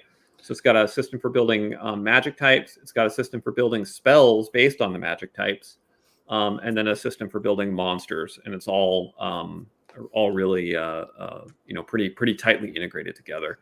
So essentially, the revised rulebook presents like, look, if you just wanted to just play, bog standard, here it is, open up the book, ready to go. Judge's Journal is like, you could use that to create your entire set of 20 custom classes, your own space alien races, whatever you want to do. That's awesome. I guess while we're answering questions here and winding down, Ryan Heffelfinger has a final question. How does ACKS 2.0 handle, or ACKS 2 handle clerics who worship more than one god? Is that an option, or can you? I mean, to me that seems like a simple homebrew thing. Like you can worship a pantheon, under a single religion or something like that. That doesn't seem like a big problem. Yeah. So the way ACKS handles it is that if you're a crusader, the god you worship is going to determine your spell list, and it provides a master list of all the possible spells that the god could provide, and then you pick a certain number of each level that your god actually provides. So if I would say the way you were doing it, if you were doing a pantheon or multiple gods, you probably want to pick a blend of spells to reflect the different gods of the pantheon, right? So like in the book, for instance, there's a shaman who has more nature magic. There's a crusader who's got sort of sun and war magic. There's a priestess who has healing magic. But like, let's say you wanted to create a class, a crusader that worship the goddess of healing and the god of nature and the god of the sun, then you could just mix up the spell list. I think it would be very easy. A competent GM could do it in 10 minutes. Let's see. A bunch of questions coming in. We get more questions here. They're good questions, though. Yeah. If you're willing to answer them, what's the final frontier for ACKS? What is the design space you want to explore next with ACKS, or is there another genre? So I have often thought it would be fun to do space ACKS. Either in a classic Traveler-esque vibe or a cyberpunk vibe. I think those would both be good spots for me to play in, because I think where I excel as a designer is kind of like in high crunch, tightly integrated economic combat simulations. And so I would never, like, you're working on, for instance, this awesome cinematic action movie game. I don't think that's my sweet spot as a designer. That's not my skill set. So I probably wouldn't design that. But if you said, hey man, do you want to design a version of classic Traveler with extensive rules for mortgaging of ships, I would be like, why, yes, I do. Yeah. So I think space ACKS constantly comes to mind. I've occasionally dabbled with post-apocalyptic ACKS. The problem every time I go down that road is my love for Car Wars surges up in me, and I end up designing a car combat game rather than a post-apocalyptic game. And I've never been able to bridge the gap between the two. And then the other thing I sometimes think about is a mecha game. And the only thing that holds me back in doing a mecha game is that Mechton is so good at what it does that I just have trouble imagining I could do a better game than Mechton. Like Mike Pondsmith just hit it out of the park with Mechton. So,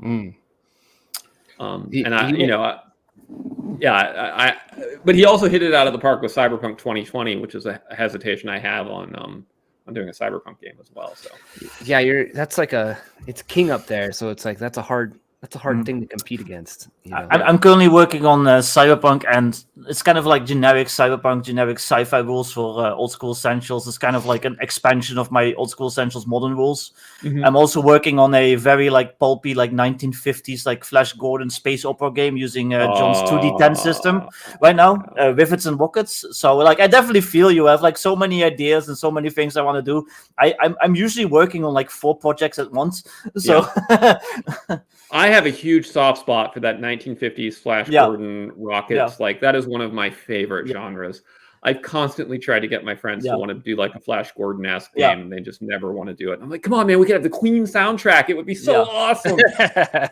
Well, mine's kind of like alternate history. Like, what if like space travel was like aliens visited in like the late 40s? Like Roswell was actually a thing, and they gave like the technology to the Americans. What if like the Germans after World War II they escaped into space from their like secret Antarctic base, like that kind of stuff, and it like that sounds and then it's awesome. set like 10 years later, like in the 50s, and humanity's exploring space and stuff.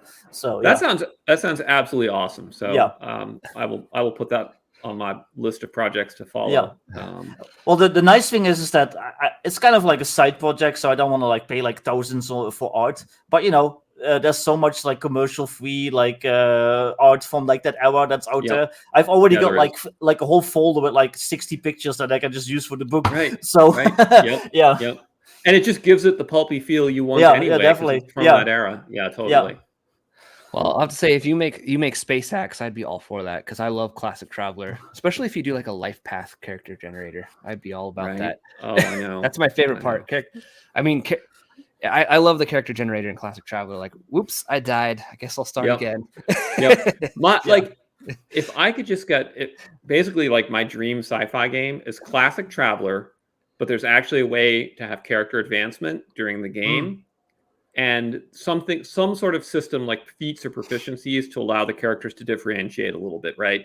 So that you and I could both be pilot 3, but I'm like the daredevil pilot who is really good at maneuvering my fighter, and you're like the pilot who's really good at the transition to light speed of a big freighter, right? You know, like just I feel like it needs a little bit of chrome. Okay. Yeah. But that'd be all. Like I would love that. So you make that. I'd buy it. So take my money. Let me get through ACKS II. Well, I'm excited for ACKS II though. I mean, I was already convinced to get it. I wanted to get it, but now I will definitely be supporting the Kickstarter when it goes live. Awesome. So, well, I'll follow up with you after we get off, and drop you some links to get to take a look at the previews of where I am now. Awesome. Yeah, you as well, Victor. Yeah. Well, I'm the only one who actually has the first ACKS, so you know. Yeah, absolutely. You're gonna get it first, then. Yeah, you gotta wait. That's fair. That's fair. Yeah, I think I bought it like I was like considering like, should I wait for the second version? Should I wait for the Kickstarter? But I think they were all on sale or something, and I had like some money. Sale. I had like some money in my Dive Tour account from like my own sales, so I was like, you know what, I'm just gonna pick it up. So yeah. I did a big sale when they did the OGL, because I was like, what if I can never sell these ever again? So yeah, exactly. So well, all right. We're about 2 hours in. Normally we end the stream here. I want to, if there's anything else you want to add, please feel free. I'm good. I'm getting the signal from the queen of the household that it's time for movie time. So nice. Same. I'm probably gonna be getting that soon here too. So thank you so much for your time and talking to us. Oh man, thanks for having me on the show. It was a blast. Yeah. Anytime you want to ever come on, just let us know. We'd love to have you on. So talk about anything you want. So well, we should do another one then after you guys have had a chance to go through the playtest copies of the game. And then like maybe closer to the Kickstarter, we could talk about it after you've had a chance to read it yourself. Oh yeah, definitely. Of course. Right? That'd be good fun. Yeah, of course. Thank you, chat, for excellent questions and for generous super chats too, with excellent questions as well. It means a lot to Vic and I. It helps pay for StreamYard. So yeah, thank you. But yeah, thank you again, Alex. It means a lot, and I'm looking forward to the Kickstarter. So everyone, go check it out. We've thrown the links in chat. I've linked to your YouTube channel in the video description as well. Awesome, thank you. So go to his channel, get him monetized as well. Yeah. So Right. Also buy Modern Necessities. There you go. Yeah, also Did buy I plug? Modern Necessities. Is that Actually, on I Drive? just- Is it on Drive Through RPG? That's the old school essentials modern rules, and then I've got the Modern Adventurer's Guide to Guns and Gear, which is my 5th edition one that I just finished. That one I kickstarted. It's like 200 something pages. Nice. So yeah, but I actually had 2 sales during the stream. So There you if go. anyone here actually bought it, I'm going to be really interested to see what you did, so I'll check it out. yeah, nice, thanks. Awesome. I mean, don't expect too much, but yeah. Well, Right. Well, all right. Thank you everyone for watching. Thanks again to Yeah. you, Alex, for coming on. It was a lot of fun. I enjoyed this conversation. And check out Adventure Conquer King System. Look out for the Kickstarter. And subscribe to his channel. Follow him on Twitter. All the good stuff. Until next week, guys. I don't know what next week's going to be. This Wednesday will be a video on solo gaming because people have asked for me to talk more about solo gaming. So we're taking a break from the One Ring 2E to talk about solo gaming. So stay tuned for that as well. But Nice. thank you again. It means a heck of a lot Thank to you. us. And Awesome. Yep. we'll catch Dag you guys iedereen. catch you guys next week.